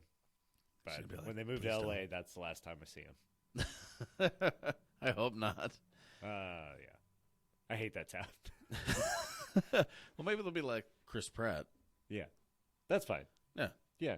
But yeah, I can't. only the Instagram hate is going to be something for a dad to deal with. That'll be fun. Well, yeah. I'm more concerned my kids are going to go into politics. Like, I got skeletons in my closet I don't even know I have. Yeah, that might have been the dumbest thing I've ever done, was actually ran for political office in 16 or 18. Yeah, 5th District, Libertarian. Wow. Yeah. I didn't even realize you did that. Yeah, not many people did. That was kind of the plan. Was that the plan, or the plan wasn't for very few people to know? No, I the knew. The plan was... No, I was going to get curb stomped, and there was no question about that, but my whole thing was, like, I have an issue with having 2 political parties, and especially with people that I very much disagree with. In the 5th District of Kansas City, yeah, I couldn't disagree with any of those 2 people more. So I was recruited by the Libertarian Party, and I was like, yeah, I'll run. I think I got 1.7% of the vote, but I won my primary Yeah, there you against go. the former gubernatorial candidate of the state of Missouri. Wow. Yeah. I So, didn't even know that. yeah. It was 537 to 467 or something like that. Yeah. Like, not a huge election. Yeah. Yeah, my wife was not happy. Like, the couple of days before the election, she was like telling our personal trainer who we go to together, it's like, Toby, I was expecting for this to be done a month and a half ago, and I'm not exactly excited about it. I was like, I'm going to lose. It's like, what if you don't? Like, I'm running against Emmanuel Cleaver. I'm going to lose. Yeah. like, There's a street already named after him. yeah. At that point. Yeah, I don't even like the guy, but there is a street. It's going to be fine. He'll win. It's okay. Although it would have been hilarious if I won. He was a different person when he was mayor, because I can still remember those days. Yeah. Like, he's definitely seen his career change. It's easy. It's got to be just easy for him. Yeah. Like, I'm going to do what I got to do. Well, I mean, that's what we all do, isn't it? Like, really. Yeah. Not politically. I mean, just in life in general. Like, his No, I job is agree. politics, and so he just does what he's got to do to stay in this job. Yeah. No, I Yeah. agree. I think, I personally think that politics is just so incentivized towards that it's easier to fall in line. Yeah. So, yeah. I mean, that's the way it's worked for longer than I think either one of us could even historically accurately point Oh, to. yeah. No, we couldn't even comprehend it. Yeah.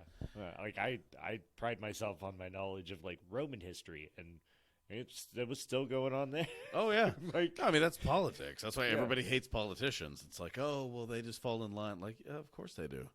Because Yeah. you let them. well, yeah, but you let them, but you also end up in a place where nothing can get done if the line, if somebody's not towing the line, then nothing gets done. Yeah. Well, I mean, and that's one statement that I've heard before, and something that I really like is like, our system was built on the idea that you couldn't really do much. Yeah. And I like that. Like, to a certain degree. Like, you obviously want certain progressive things to kind of continue through. Yeah. But at the same time, like, you don't want something to be so smooth transactionally that Yeah. it just, like, oh, yeah, that's fine. It'll pass. True. So, Yeah. we have a great and terrible political system. Yes. Well, I mean, like, that's the biggest reason I started learning about, like, the Roman, like, it was in high school. Like, it was Clinton's impeachment. I remember it because I was like, oh, that's kind of like this other thing that happened in history. Yeah. And then I went down that rabbit hole and developed my own, like, thought process on, like, this is exactly what killed the Republic. And, like, an amateur historian. Yeah. Someday maybe I'll write a book that isn't just my memoir. Ah, do it. Maybe. There's a lot of time left, I hope. Yeah. Just have my buddy Corey on, and he'll make sure that everything's, like, run the right way. It's like, well, actually, let me tell you about this. Yeah. Like, fuck. I guess I was wrong. But, like, yeah, I think about that stuff a lot, is, like, the connections between, the other world's biggest republic Mm-hmm. and ours. Yeah. Because it's, once you get so big, you can't unbig. You know what I mean? And Yeah. a republic is a political system that's created to deal with, like, small city states. That's why it worked for the 13 colonies. That's why it worked before we had 50 states. And it's just been a slow fade to the same issues that they had back in antiquity. Yeah, and I mean, in the 13 colonies that we had, and eventually the 13 states, like, the biggest thing we had going for us was Washington. Yeah. And he was basically just like, bitch, get it together. Yeah, It's like, well, he was you're also going- a bitch to get it together, but he was also like, yeah, and I really didn't want this job. I was just a bully. Yeah, but he I knew. was the guy you called me. Yeah. You called me to whip everybody into Right, exactly. But he knew. I mean, he knew Yeah. it's like, this is what it is. I mean, that's why Washington will always be our best president. Like, you have to basically cut it off at him and then start with the rest. Yeah. It's because he was like, I had 3 times where I could have taken over, and I didn't, so fuck off. Yeah. But, like, then after that, you kind of have to go towards, like, okay, so what do we do next after him? It's like, Yeah. and we just had terrible people after. Like, we had Jefferson, and this is one of my arguments with Corey, which I hope he's listening to this, and he's not. But but one of my biggest arguments with Jefferson has always been, like, you were the small government person. Yeah. You were the ultimate small government. You were the Republicans today back then. Yeah. What was your signature achievement as president? Overreaching Congress and purchasing the Louisiana Purchase. Yeah. Biggering. Yeah, like the exact opposite of what you ran on. Yeah. It's like, that's what it is. It's like, Thomas Jefferson is the Republican Party incarnate right now. Yeah. Like, I'm going to bitch about this, but I'm going to do it. Yeah. Yeah, that's what he is. Well, to be honest, that's what every political party Oh, yeah. is. It's just, It's like, and again, like, if he would have always run on, like, well, what we need to do is just make sure we always have a good idea about what's going on. Like, I don't blame Jefferson yeah. for what he did. I think it was the best thing he'd ever. As we live in part of that purchase, yes. Yeah, exactly. Yeah, there is a statue that I have on my graduation day from Mizzou where I am, like, hugging Jefferson and, like, look at that shit. That's it. It's the Louisiana Purchase document that he has. He's on set, like, and I'm doing that. Yeah. I don't disagree with him, but he was a complete partisan hack at that point, because it's like, you just did exactly the opposite of what you agree with. Yes, because that's where, honestly, at that period of time, is what the country kind of needed, whether he liked it or not. Yeah. He And doubled the sometimes size of the United States. And I feel like that's kind of where, politically, as a republic, we're in that weird place where, like, culturally, our country is really only split into, like, 11 different types of cultures and subcultures that we have, and then that's it. Yeah. And it turns out that a lot of those subcultures are a good chunk of states that are going to go the same way every time. Yeah. And it's more of a, what is it, the most dangerous words in the English language? Well, that's how we've always done it. Yeah. Or I'm from the government and I'm here to help. Yeah. I don't know. That's not scary to me. That's a Reagan thing. Yeah. But yeah, like it's a weird time. This is one of the weirdest. Like, you think about everything from. I mean, honestly, you think about everything from Washington till Bush. Not Bush, Gore. Honestly, like, you can think about it up until, like, Obama, McCain, or even Yeah. Obama, like, Romney. It's like, it always seemed like a couple of politicians. Like, Andrew Jackson had a horrific political campaign against his opponent. I think the second election, because they were, like, calling his wife a whore and all this stuff. Like, oh yeah. Like, there's always been terrible stuff going back and forth. Trump changed the game. Oh, he did. Yeah. And, like, I know people that love Trump. I know people that hate Trump. I always try to stay away from it because I'm like, I didn't vote for the dude. He's, to a certain extent, I'm in a place where it's similar. Like, I'm like, I didn't vote for him. He's my president. Yeah, exactly. But also, like, what the fuck? Yeah. You know what I mean? Like, Yeah.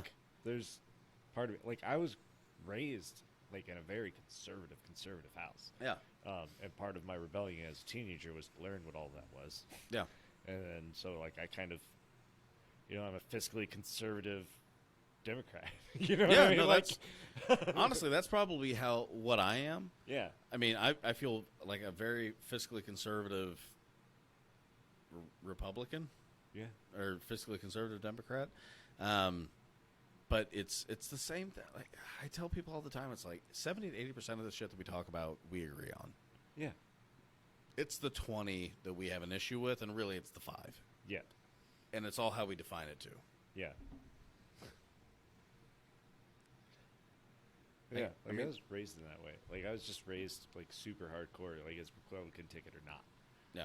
Like, I remember that being a fight between me and my dad. Like, my very first time voting, he was like, you canceled out my vote. I was like, yeah. Who was your vote for? But my very first time voting was for, oh, God. This is something like a thing in life I should remember. Kerry? Yeah. Yeah. Bush, Kerry, right? Yeah, Yep. 2000. Yeah, you were like me. You like fell like right at the end. Like you couldn't vote for Gore or Bush. You voted for Kerry. Yeah, I couldn't vote for Kerry or Bush. I've never voted for a winning ticket. Really? Yep. I did. Yeah. I definitely was for Obama, but I think some of the issues that I have with his presidency in hindsight were some things like you just talked about, like his smooth transition. It can't, like, were there hiccups in it? Yeah, but I mean, like, he got a lot of crap done. And some of it was good and some of it was bad. I mean, like, that's what every presidency is, really. No. You know, hopefully more good than bad. Yeah. Well, I think his issue with his presidency, as far as like my opinions are concerned, and again, these are opinions. Opinions, not facts. Yeah. Well, and I think you'll see what I mean in a second. It's that I can't prove a negative.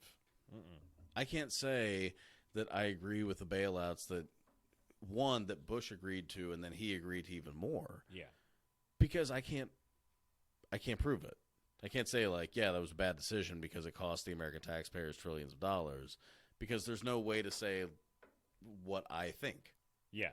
I could agree or disagree. I can't prove it. Yeah. And I have to admit that. That universe doesn't exist. Exactly. Or if it does, we don't exist in it. Right. So I have my opinion. Yeah. That doesn't matter at this Yeah. point. I mean, I guess I shouldn't say it doesn't matter. It's that it's can't. an opinion. You can't do anything with it. Exactly.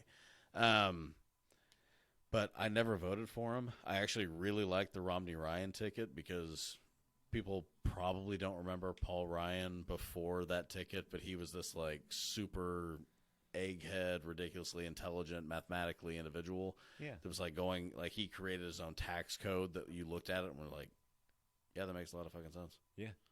Like he was there to change what that party was. And yeah. And then Romney came in as the Romneytron 3000. Yes. Yeah. And I definitely, working for A to Z Theatrical, built things for him. Yeah. Like for that campaign. That was it like a wave, like, hello, I'm the Romneytron. No, it was like a giant set of balls that we hung over his head. Like, it wasn't not like testicles, but like it was just a bunch of series of foam balls that were all put together through a grid. Yeah. Looked really cool, but nobody noticed that because it was Romney on stage. Yeah. No, I looked at Romney and I was like, this is a guy that's got a good head on his shoulders. He's a fucking robot, but I can deal with it. And I looked at Paul Ryan at the time, not now, at the time, and was like, this is a guy that is smarter, or this is a guy that is more intelligent than everyone that I see in the House. Yeah. And then they dumbed him down. Like, you could tell when he was debating with Biden. Yeah. It was like, dude, you sounded way more intelligent than Biden, but we got to dumb you down so that you don't look smarter than Romney. And they just fucked up the last, 4 months of the campaign. It's like, and Democrats had the ace in the hole. Yeah. I mean, it wasn't even the ace in the hole. It was the ace that was way up here. It was President Obama. Yeah, he was here's this trump card. Yeah, he's a force to be reckoned with. There's no question about it. Well, yeah. Well, 4 years before when he gave the DNC speech, everybody was like, oh, okay, you're going to be the next president. Yeah, you're okay. done. Yeah. Yeah. No, you could stand in front of I'm not going to say that. It's like you could stand in front of with the worst image of mankind and just be like, that's not me. And you'd still win. Yeah. You're good. You're fine. You're completely fine. Yeah. I do think the Democrats really fucked up with not having Hillary run against McCain, though. Here's my opinion why. I'll throw that out. Okay. The, what do they call those? The super delegates, went for Obama that year. If they would have gone for Hillary, I don't think it was anything more than a cakewalk once Sarah Palin was going to be the vice president. So you get into that, and it's like, and Hillary's president for 2008, 2012, and then 2016 comes around, and you've got this wonderful candidate named Barack Obama. And who's he going against? Donald Trump. And that's the only guy that the Democratic Party has that can possibly go against him blow for blow. At that time, yes. Well, and see, I Who would do you honestly think say can go that against him Trump now, couldn't be honestly? what Trump is were it not Obama to have been what he was. You think? I think Obama opened the Twitter gate. Oh, that's a fair point. You know what I mean? Yeah. He opened the world to this is what real news is. It's real news is what I tell you on my Twitter feed. And That's fair. like I feel like that's the world we live in right now. Is what the president tweets is what the news is supposed to tweet. And Yeah. you know, the next president just needs to be really good with TikTok, I think, and we'll be good to go. I'm on TikTok. Are you on TikTok? No, I'm not. I keep getting in TikTok videos, but I'm not. I'm not. I'm not subscribed yet. Not quite. No. One of these I'm days. too nervous of a person when it comes to It's 15 seconds. Like, I know it's 15 seconds, but I don't know what I'm going to scroll through and see that I don't want to see. So Facebook's far, bad what I've enough. seen is pretty innocent. Yeah, that's where it starts. And And TikTok, what is the... then you've got Twitter that causes the North Korean and North American war and all that. Yeah. Don't even get started on that stuff. That's Oh, let's get started. Let's get started. Man, I like... Like I said, and I'm sorry to interrupt. No, by you're the not way. interrupting. I apologize. My biggest thing is like I try to call him out on the bullshit. Yeah. I also try to make sure that when he does something right, he's also acknowledged. Yeah. The weirdest thing right now is that you could be perfect about that. You'd be like, hey, he did something right here. He did something right here. And these 14,000 things he did negative. Yeah. And you could have people come out of the woodwork and just be like, those two things were terrible. You should never have said that he was okay. Yeah. No, I'm gonna give him credit. And the other 14,000 things, I'll say he was bad. But that one thing or two things that he did, that's fine. I mean, Truman is regularly listed as one of the top 5 presidents in the world, and he killed 1 million people to save a couple 100,000. Yeah. He killed 1 million of them to save us. Yes. Yeah. But we were in the threat that they were. No. Just because we had the technology didn't mean everybody else did. At that period of time. So, No. But he's constantly on the top 5 list. Yeah. Because of other things he did. Yeah. But also he's on the top 5 list because he had the balls to be like, no. Yeah. We're going to end this now. Yeah, well, it's like That's a very Missouri thing to do, by the way. It's just to be like, Totally. no, this is over now. Yeah. No, I just nuked this. No, it's done. Yeah. It's over. Yeah. Exactly. No, it's like the most nationalist thing you can imagine. It's like, that was amazing. Yeah. It's like, no. That was good or bad. Yeah. That's what had to happen. Exactly. Sorry. By the way, you started it. Yeah. we weren't even ready. in the game yet. Yeah. And you came over here and like knocked the Monopoly board over before I even had it set up. Yeah. So we set it back up and we sacrificed a few 100,000 people, and then we're like, nah, not anymore. Nope. Boop. Yeah. Boop.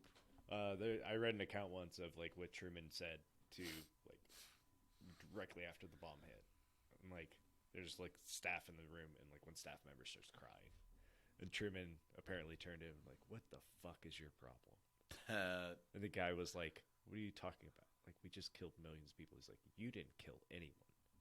You did what I told you to do. Yeah. I'm the president. I take this burden.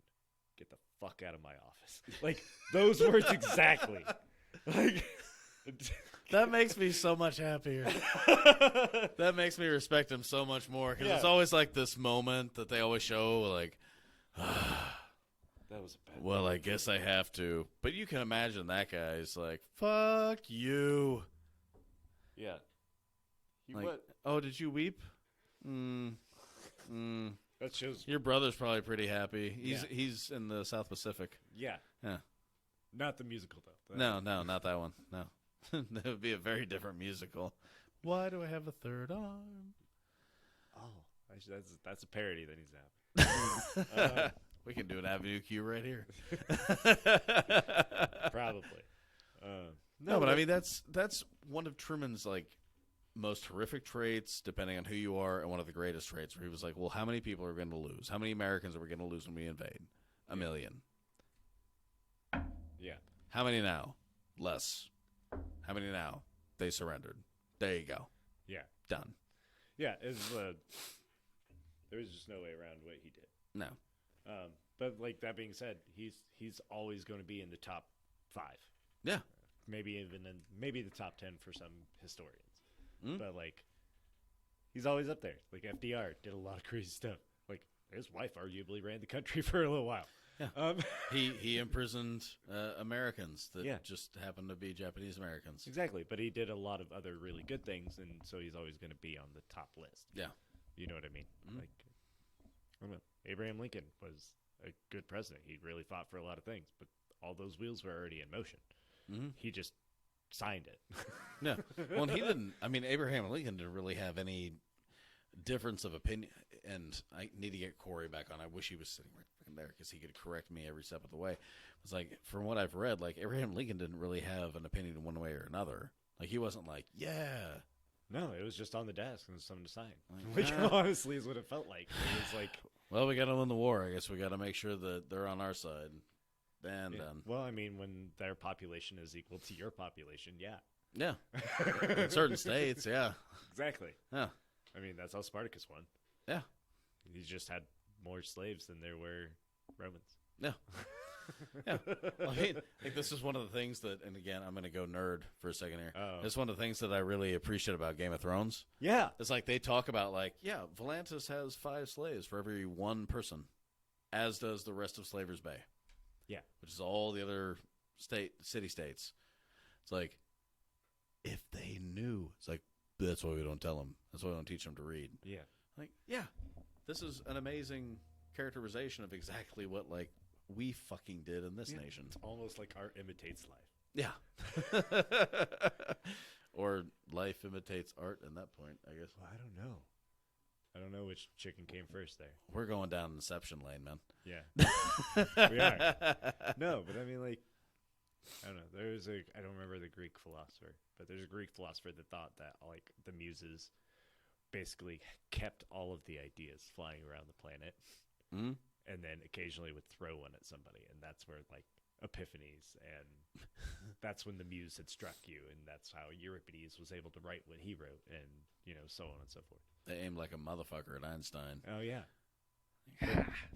yeah. They're like, "You sure you want to throw it at that one?" He failed 8th grade math. Yeah. Like, But when he's driving away from a clock tower, we're gonna knock that motherfucker out with ideas. yeah, exactly. So it's like it just kept happening. Yeah. But like being able to see the world and be able to replicate it like George R.R. Martin did. Yeah. Like that really is exactly like Yeah. he could have taken the story and been like, and straight up Civil War about slavery. Yeah. And He basically recreated the War of the Roses and then added in like 300 years of rulers just as like petty kingdoms. yeah, pretty much. Yeah. That's a show I'd like to do someday is War of the Roses. Not Yeah. It's called War of the Roses. It's like a music. It's an adaptation of all of Shakespeare's histories put Jesus. together into one show with musical numbers in it as well. So it's like, but it tells that whole, the Tudors, War of the Roses, all of that. That's fucking terrifying. Sounds amazing. Yeah. I learned about it from. Have you done the complete works of William Shakespeare abridged? I have watched it 100 million times. I've never produced it. See, you should do that first and then the serious one next. No, I have a serious one that I would like to do next. What is it? Well, like the next show that I think I'm going to be directing is probably through one of the high schools, and that's going to be the Trojan Women, which is all about. If you know that story, I don't. That's it's Euripides. God It's damn. essentially there's Okay. 10 women that are like left behind Rome, and Rome is burning all around them, and they're getting ready to be taken in as slaves. And it's essentially them coming to terms with all of the things that go with that. it's a real heartwarming story. It is. Like, it definitely is overcoming adversity, looking at situations, and figuring out your best course of action. Yeah. Like, there's a lot to do with that. I mean, it's Greek play. So it's about, like, oh, well, you're fated to do this. Go ahead and try. Yeah. And still fated. Yeah. Hey, do what you got to do. yeah. But that, like, that's the next show. That's Like, tough. I have ideas for Shakespeare stuff I'd love to do. I want to do a Romeo and Juliet someday set in an old folks home. Oh, that'd be interesting. Where Romeo and Juliet are old people, and like the late Lord and Lady Capulet are their kids, saying, "Oh, you can't date them because that's not grandma." How does the sword fight between Romeo and was gonna let you struggle. I'll just do it. I'll just stay here for another hour. It's fine. Horatio? Horatio. Yeah. And then there's all kinds of people he fights. Yeah. But yeah. Yeah, the main one. Yeah, the main big fight towards the end of the show and all that stuff. Yeah. I always think of the main fight as Tybalt and Mercutio, but that's also because I love those two characters. Yeah. If I was going to have one role, I'd either want Hamlet or Mercutio. Oh, yeah. Yeah. Mercutio's better. Mercutio's way better. Mercutio's fun. Yeah. Yeah. But, yeah, I see that as, like old people. Like, I want to play up the comedy side of it. Like, oh, it's canes and walkers and what light through yonder window breaks. Like, he's on a chair. Like, the chair that goes up the side of the stairs. And, like, he's just, what light through yonder window breaks. And he's just going up the stairs. Yeah. But, like, an old guy doing that. And then the apothecary is just the nurse is the nurse. The apothecary is the pharmacist. I mean, like, it all works out. It plays out way too well. And it makes the ending not so sad. They both die, but they both die for love at the end of their lives when they were going to die anyway. Oh, man. This is a great idea. And, yeah, that's copyrighted as of right now. Yeah, right now. 8:48 on 12/12. That's creative 12/19. I'm trying. Oh, man. It works too well almost. It really does. Like, it's kind of terrifying. Well, I was trying to think of a. But like Mercutio and Tybalt, like kinking each other's oxygen tanks. Yeah. Like that's, or just like in Mercutio's tank, just gets like flat out unplugged. Yeah. Like he's gonna die. Yeah. It makes it way more sinister of a move. Oh, a lot man. there. This There's could be lots so of- fun. Yeah. Too bad you're not old. I'm not. No. Makeup can make it happen, though. Yeah, that's the scary thing, though. I have never produced that, is because I'm like, I gotta find 80-year-old actors that can remember their lines. Yeah. I have a hard enough time finding 20s and 30-something-year-old actors to memorize lines. Yeah. Yeah, we're not good at it. You guys are much better than you think. I remember coming back and being really pissed off at myself that I didn't have those lines memorized, and you were like, yeah, I had to correct you like 5 times through a 3-hour show, so I think you're okay. Yeah. The fuck? Yeah. Yeah, you definitely were harder on yourself than I was hard on you. Yeah. I don't That's like... what made it a more pleasurable process, I think, for both of us, is because, like, you had expectations you set for yourself that I would have. Yeah. And what you didn't realize is I'm pretty laid back. Yeah. So, Yeah. Yeah. There were only a couple of arguments on set. There was only one argument on set that I remember. I don't remember any, but then again, I tend to put that stuff out of my head. Yeah. Because most of the time I end up on the losing side of it. Well, no, I just remember coming back. Like, it wasn't even like anything that should have mattered. I think it was either the second week of the show or maybe like the last production of the first week. But I remember I came into the show, like I came into set and was like, all right, so I'm just getting this on, and everybody's really quiet. Like, the fuck? And a couple of people walked by, and I'm just like, what's going on? It's like, you might want to talk to Greg or figure it out. I was like, all right. So I walked out, like, in full costume to you, and I was like, what the fuck happened? Why is everybody mad? And I think it was you and Ray got into it, and he kind of, like, threw the F-bomb at you, and you were like, what the fuck? And everybody just split. Yeah. It's like, yeah, we're just going to kind of have to get the fuck over it because we're 2 weeks into this shit. Yeah. Into the actual show now. It's not even like we're Ray, auditioning. It wasn't Ray that dropped the F-bomb. It was the brother. Cooper. Oh, was it really? It was Cooper. Oh, the guy that... That's yeah, right. It was Cooper, and he got really mad at me. And he got over it. He did the show.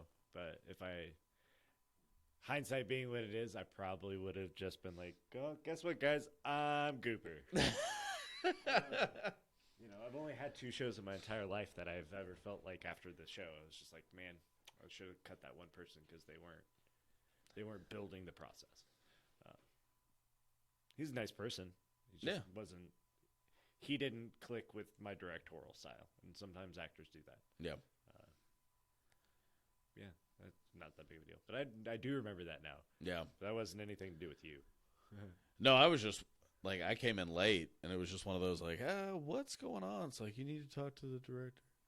Yeah. Like, That what's wasn't even going a on? fight between you and me. That was just like, hey. No, I thought that's the one thing that I really liked. It was like I never felt like we had any issue whatsoever. No. It's like we're good. That's, cool. that's always my goal. Yeah. Like, I don't want to. I fucking hate confrontation anyway. It's like, dude, what the fuck? It's like, oh, yelling at that person. Yeah, I yelled at Gooper. I remember that. Yeah. He's the guy that played Gooper. I'm not going to say names. So the guy that played Gooper and the guy that played, oh God, what's the character's name? Mice and Men, Candy. Yep. When I produced Of Mice and Men. Those are the two actors in the world that I wish that I could have replaced before it got too late. Yep. It just was really hard. Yeah, well, and he was in a situation where, if I remember right, like it wasn't like he had ever acted before. It was just something that was recommended to him. Yeah, it was recommended to him, and I don't know. Yeah, it is what it is. He'll get over it. Yeah, gotta get over it. Yeah. Like, anytime you're in that situation, it's like, well, hey, I mean, I've seen him since, and he's perfectly pleasant. That's good. Everything's fine. Yeah. I honestly forgot all about the fact that he was hard to work with. I didn't, because I remember the Porsche. Oh God. He was that dude. Yep.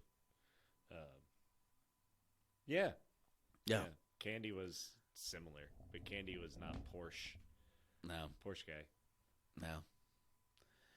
No, it's just a really interesting. I just cast Gooper as Gooper is really what happened. Yeah, I just remember like walking on stage, like this is a very different transaction than what I saw in the movie. Yeah. Like, I'll just be the young guy. Yep. You're not. That's fine. Yeah, and especially in the community theater world, we ended up in a place where we had to I had to hunt you down because I didn't get a break. Yeah. Like my other choice was Ray, and he was a little old and small to be Brick. Yeah. Yeah. Well, and he was small to be Big Daddy. Yeah, I played that on word. Like I felt that was a nice play on words. For me it was. because like perfect. Let your personality be your part there. Yeah. Like he's big and boisterous, not necessarily. Yeah. Exactly. I felt it worked. Like just feel like you're this big. Yeah. As opposed to this big. Yeah. You might be a little guy, but you fill the room every time you walk into it. Yeah. Which Ray, I think, did an excellent job. Oh, he fucking nailed it. But yeah. It's a spastic colon. Just a spastic colon. Jesus Christ. Just show high school kids what a real shirt should look like. Yeah. All of our shirts say inspirational quotes from the show on the back of them. Except for that one. That's inspirational depending on who you talk to. I started working out like 3 months after that with a personal trainer, and so that thing I'd look like the Hulk in it now. Because I think I ordered a medium and I wear XL now. Oh yeah, like it's a spastic colon. Like just like that's exactly what happened. Yeah, I was that's gonna what say, it was. You're a lot bigger of a dude than I remember you. Yeah. Yeah. My wife went to a personal trainer like 3 months after that show wrapped, and then she started like succeeding, and I was like, well, I'm not gonna be that guy. So I started going to one. I was like, what should I eat? Chicken and rice. I was like, fuck. All right. God damn it.